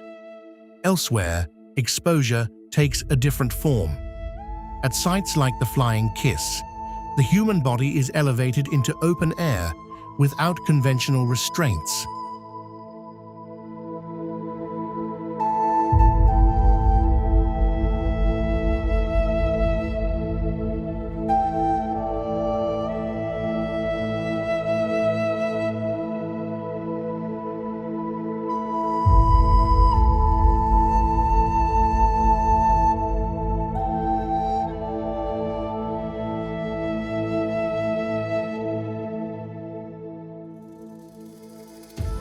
Large mechanicsky arms lift groups of individuals outward from a cliff edge, rotating them at significant heights. The absence of seats or harnesses changes the nature of the experience.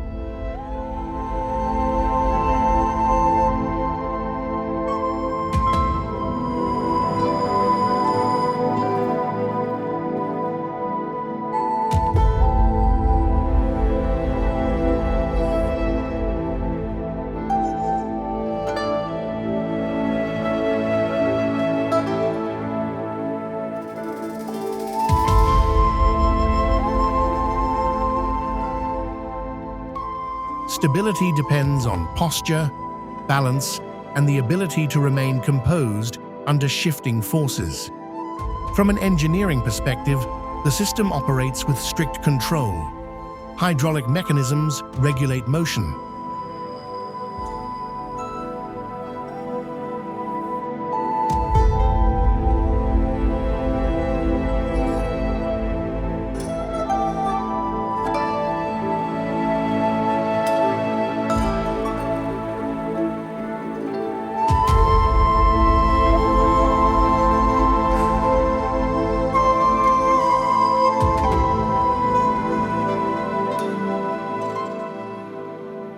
And structural components are reshitany to handle dynamic loads.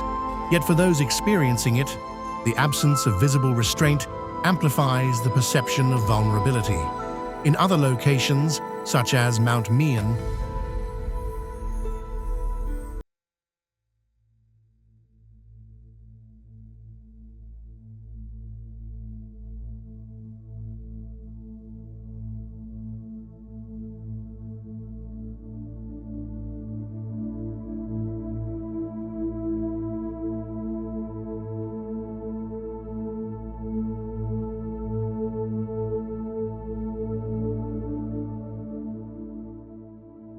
the interaction between human movement and vertical space becomes continuous rather than momentary.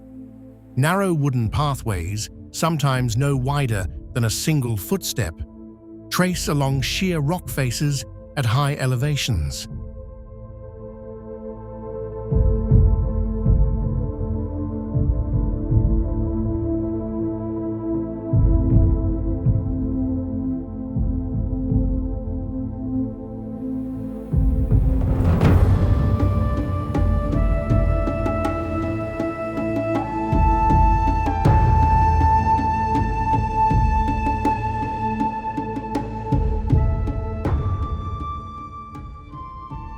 These routes were not designed for controlled exposure or short-term experience.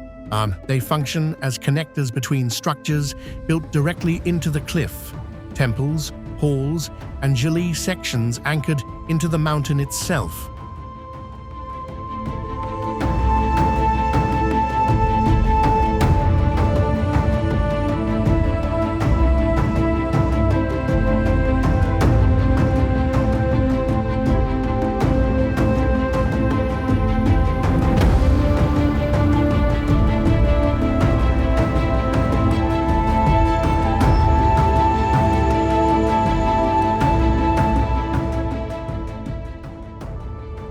Movement along these paths requires constant awareness. There are no wide platforms, no barriers separating the individual from the drop below. Each step must be deliberate, guided by both physical balance and spatial judgment.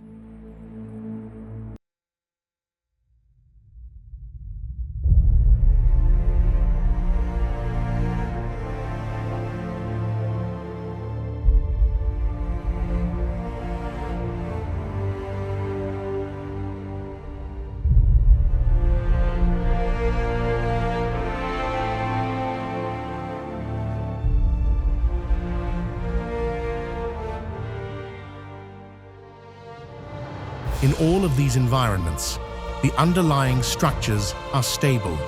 The materials are tested, the systems engineered, the pathways maintained.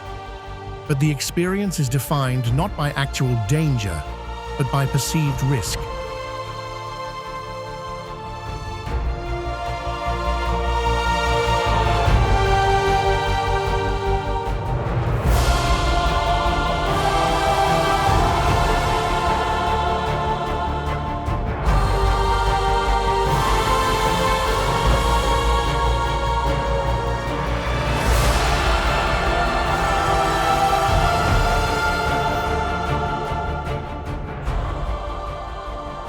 The human mind is calibrated for environments where solid ground is visible and distances are manageable. When those conditions are removed, even temporarily, perception becomes unreliable.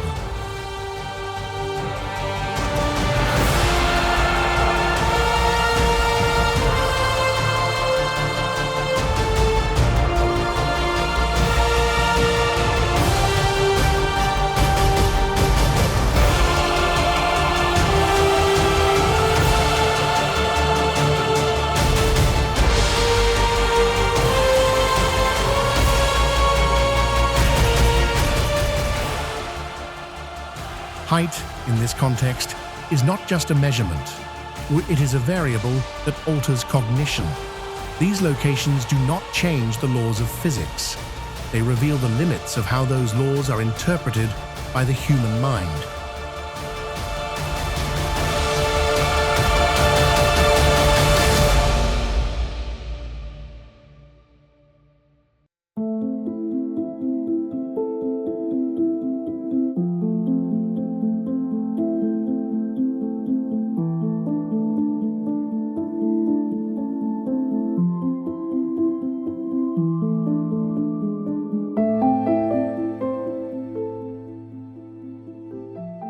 And beyond these individual experiences, there exist systems shaped not by immediate sensation, but by long-term adaptation, where entire landscapes operate with a level of coordination that resembles design, yet emerges without machinery or centralized control.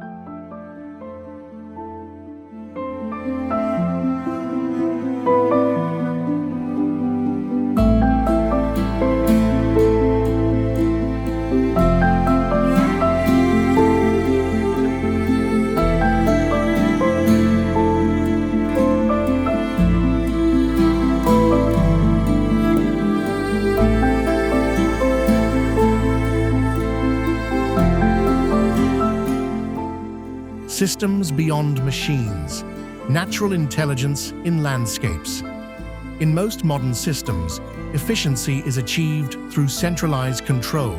Data is processed, decisions are calculated, and resources are distributed according to programmed logic.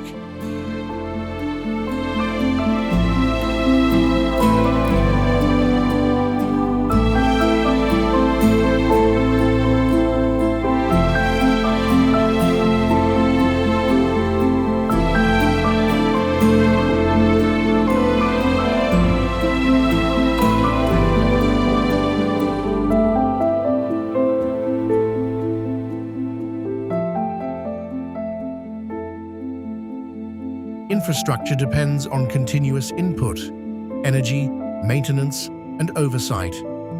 But in certain regions of China, there exist landscapes that operate with comparable precision, and without any of these components. They are not automated, they are not monitored, yet they function.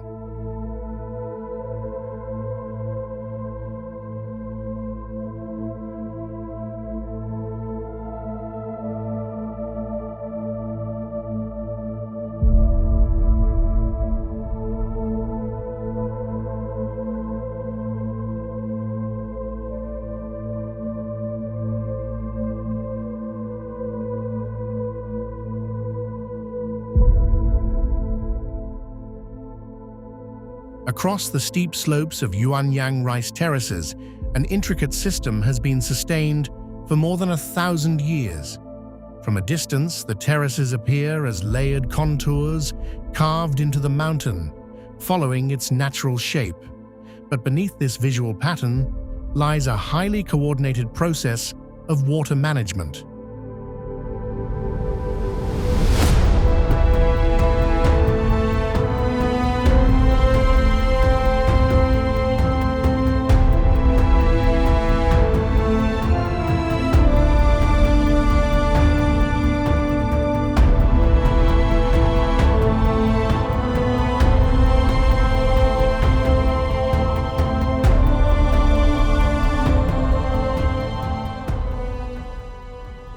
The system begins at the highest elevation, where dense forest acts as a natural reservoir.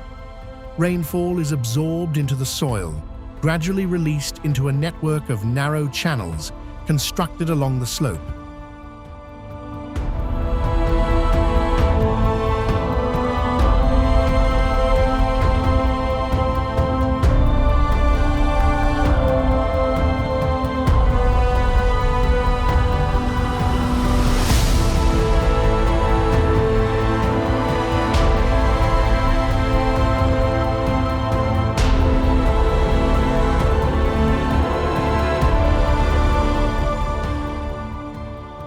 These channels guide water downward, not in a single potoke, but in controlled distribution, ensuring that each terrace receives a measured supply.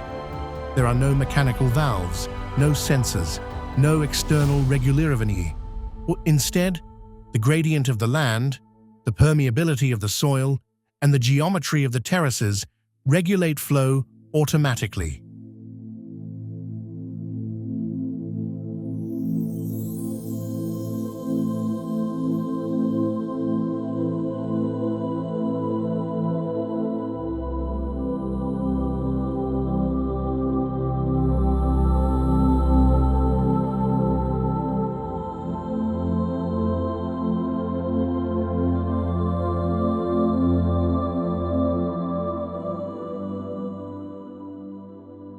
Each level functions as both recipient and distributor.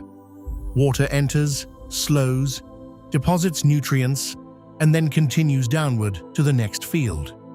This creates a cascading system where loss is minimized and efficiency is sustained.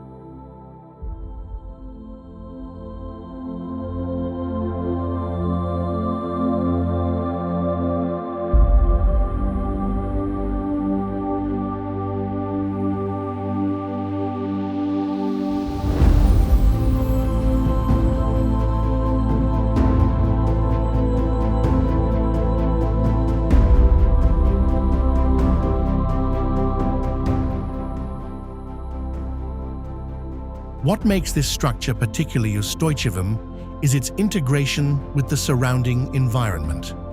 The forest at the summit is not separate from the terraces below. It is essential to their operation. Remove it, and the entire system destabilizes. The terraces depend on upstream absorption.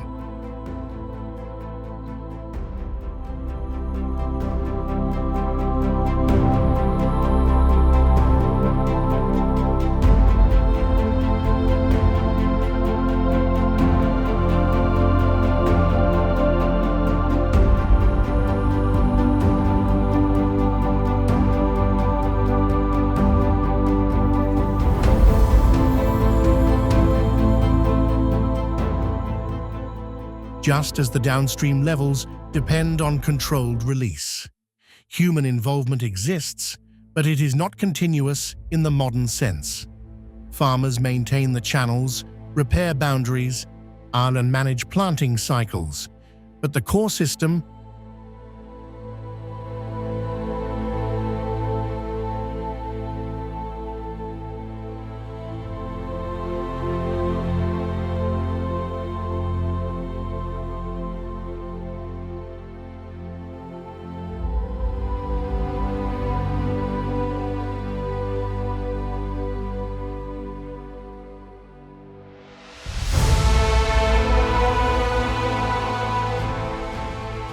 the movement of water, the retention of soil, the distribution of nutrients, operates according to physical laws embedded within the landscape itself.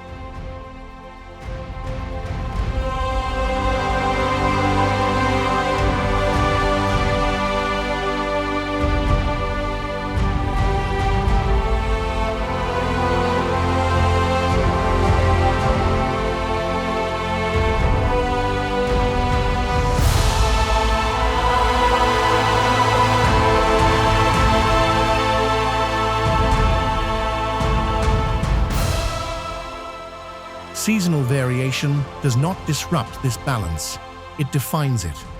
During wetter periods, increased flow is absorbed across multiple levels, preventing overflow.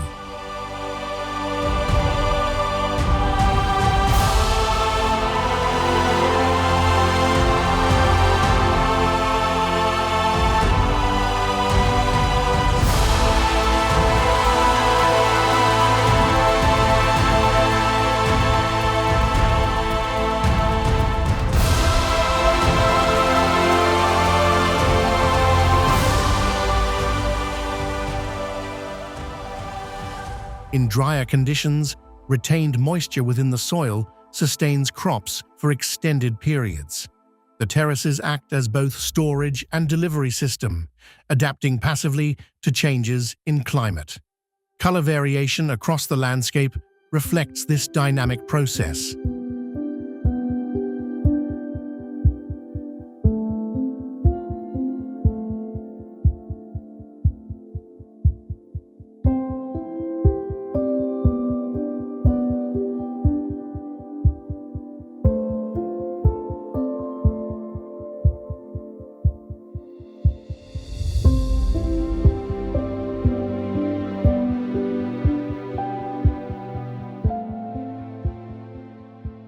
At certain times of the year, adjacent terraces display different hues: green, red, or dark brown. These changes are influenced by a combination of plant growth stages, soil composition, and light angle.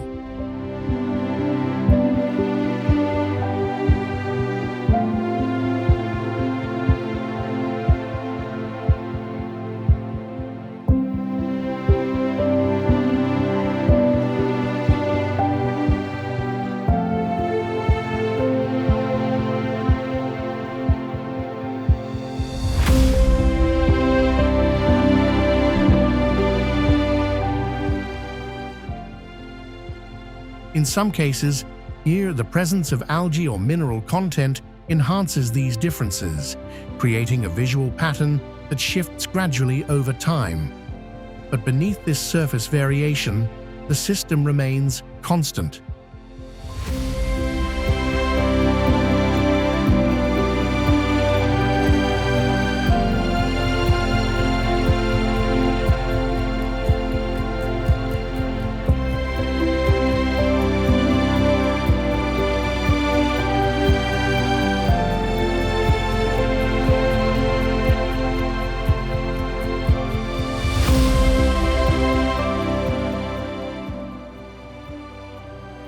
It has operated for centuries without external energy input, without large-scale redesign, and without technological augmentation. Its resilience is not the result of complexity, but of alignment with terrain, climate, and material properties.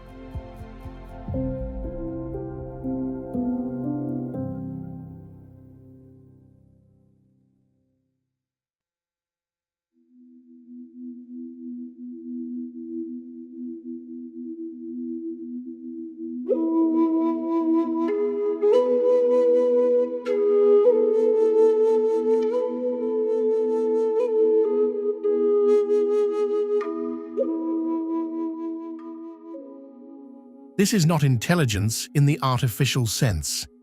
There is no computation, no decision-making process in the conventional meaning of the term.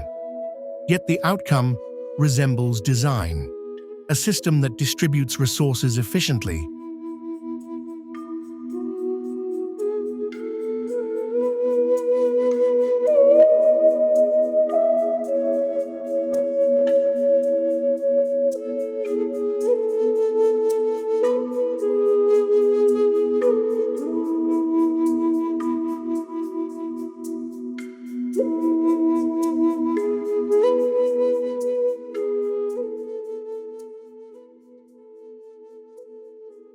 adapts to change, and sustains itself across generations, constructed not through machines, but through an understanding of how natural forces can be directed rather than resisted.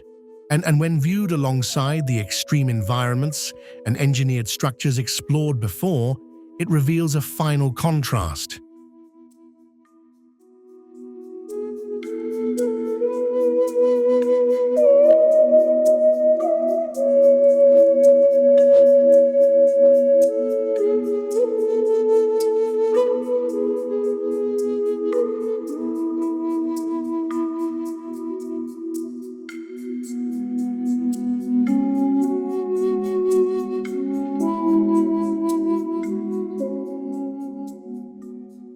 That the most enduring systems are not always the most advanced, but those that operate in balance with the conditions that surround them. Beyond this, the question is no longer how these landscapes function.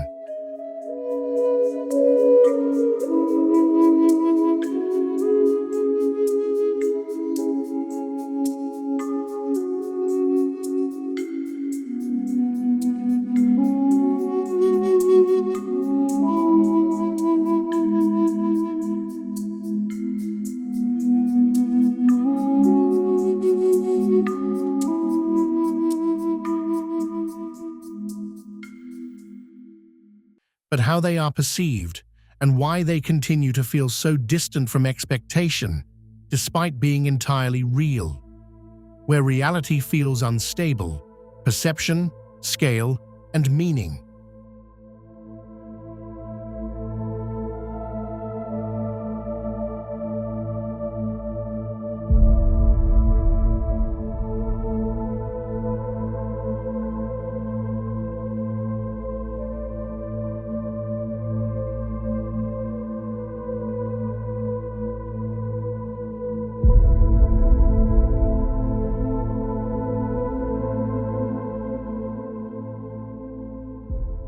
Across each of these environments, rivers that reverse direction, lakes that alter color through chemistry, mountains that rise without visible support, and systems that operate without machines, a consistent pattern begins to emerge.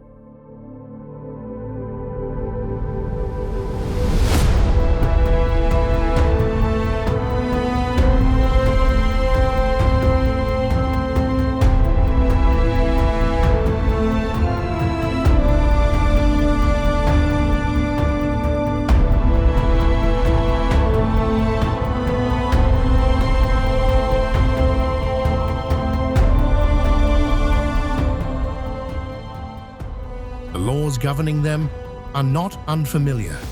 Gravity, pressure, erosion, thermodynamics, and biological adaptation remain constant.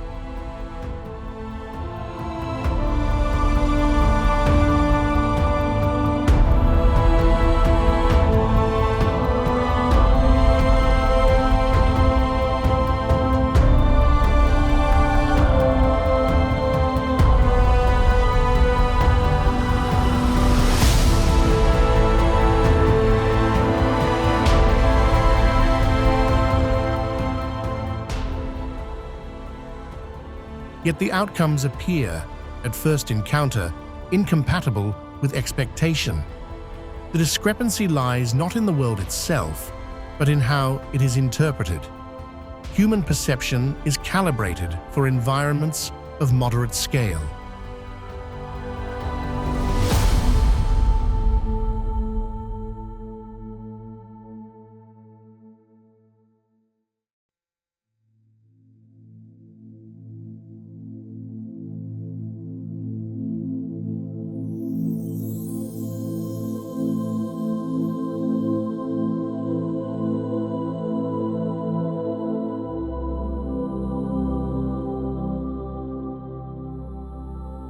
Distances are typically measured in meters, elevation changes in gradual increments, and time in short, observable cycles.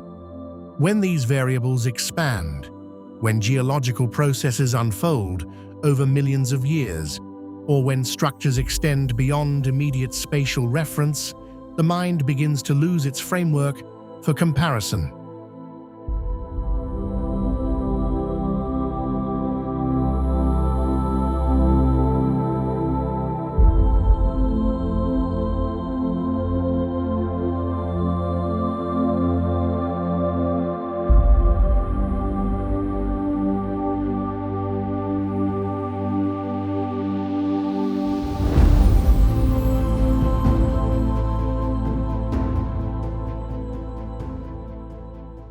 In regions such as Zhangjiajie National Forest Park, this effect becomes particularly clear.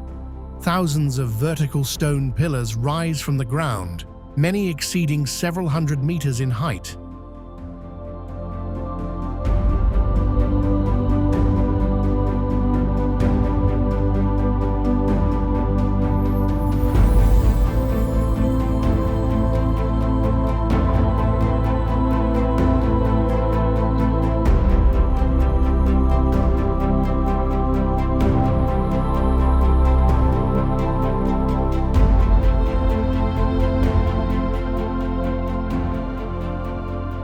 Their bases are often obscured by mist, while their upper sections remain visible. Without a continuous visual connection between ground and peak, the structures appear suspended, detached from the surface that supports them.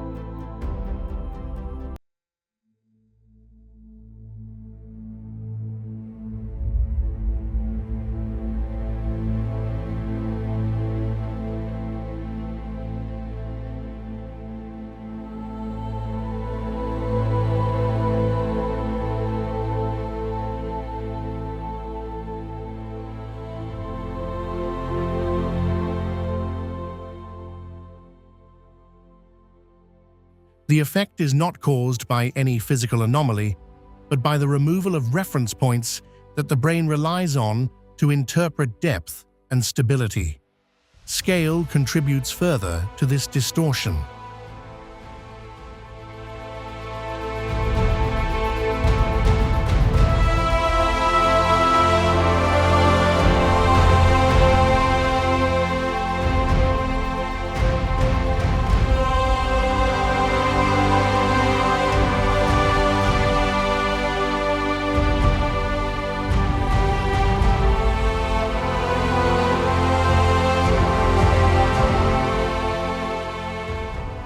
When a single rock formation reaches a height comparable to a large urban structure but exists in isolation within a natural setting,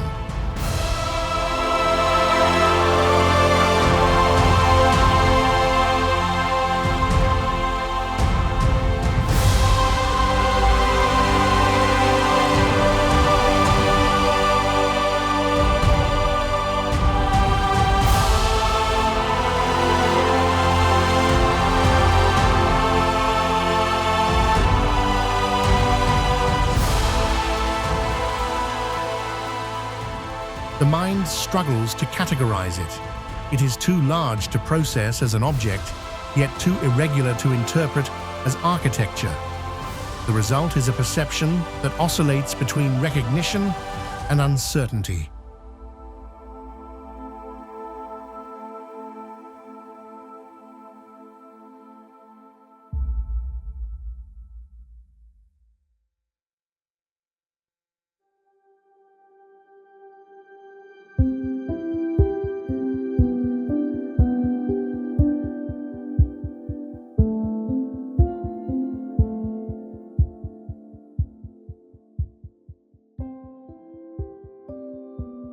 Similar effects occur in environments dominated by reflection, such as high salinity lakes where the horizon disappears.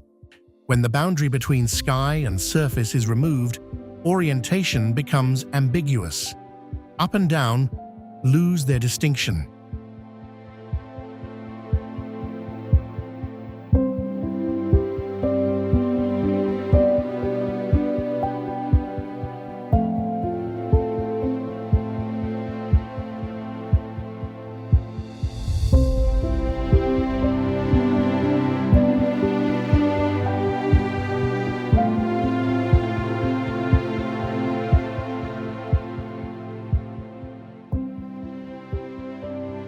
Movement across such surfaces can create the sensation of displacement, not because the environment is unstable, but because the visual system lacks the cues required to define position.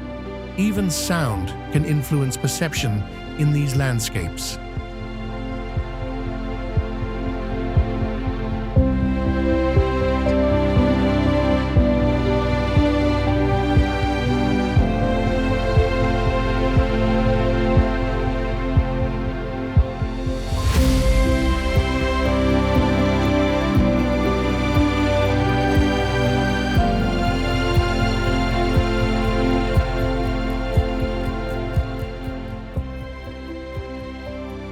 In wind-shaped terrains, low-frequency vibrations travel through irregular rock structures, producing tones that seem to originate from undefined locations.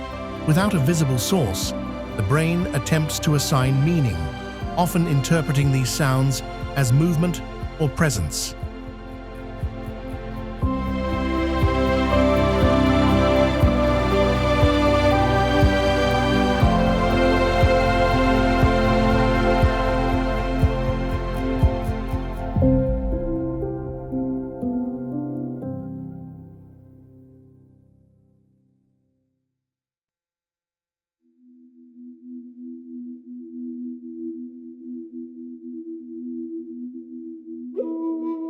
This is not an indication of external activity, but of how sensory systems respond to incomplete information.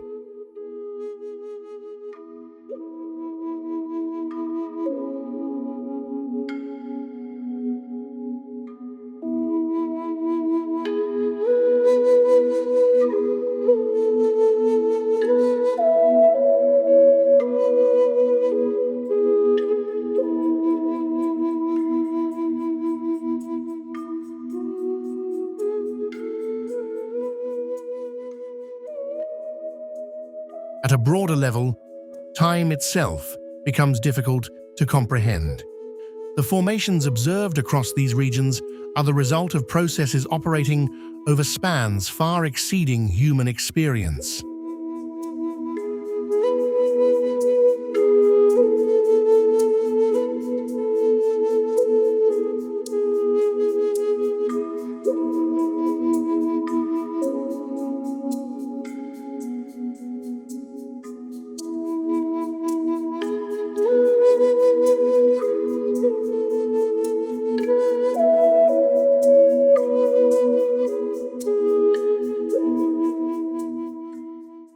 Erosion, sedimentation, tectonic movement, each contributes incrementally with changes too slow to detect in real time.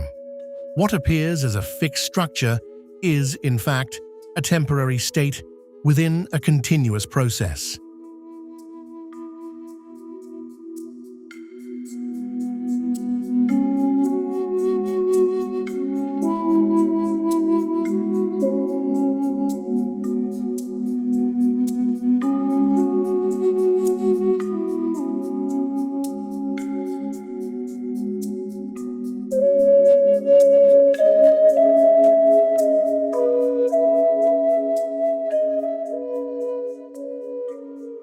This introduces a final layer of instability, not in the physical sense, but in understanding.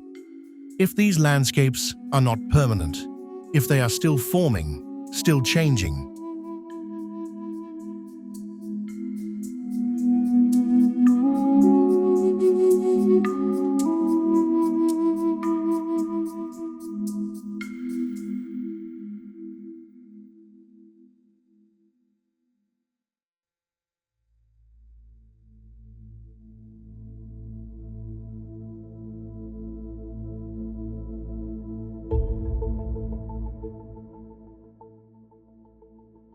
then what is being observed is not a finished result, but a moment within an ongoing sequence. Stability becomes relative. Permanence becomes conditional. The environments examined throughout this investigation do not exist outside the rules of the natural world.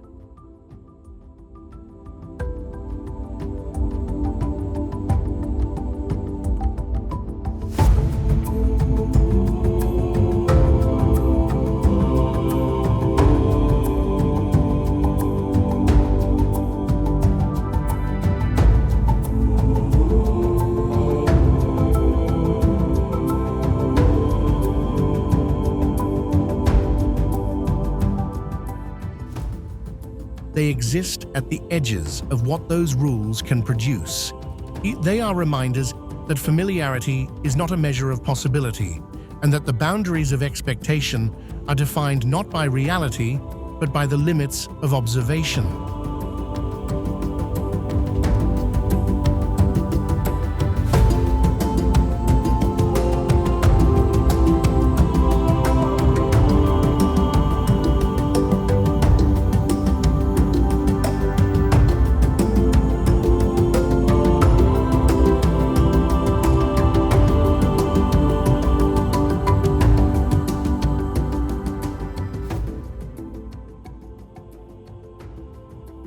In the end, nothing here is unreal, only unrecognized, unrecognized, unrecognized, unrecognized, unrecognized, unrecognized.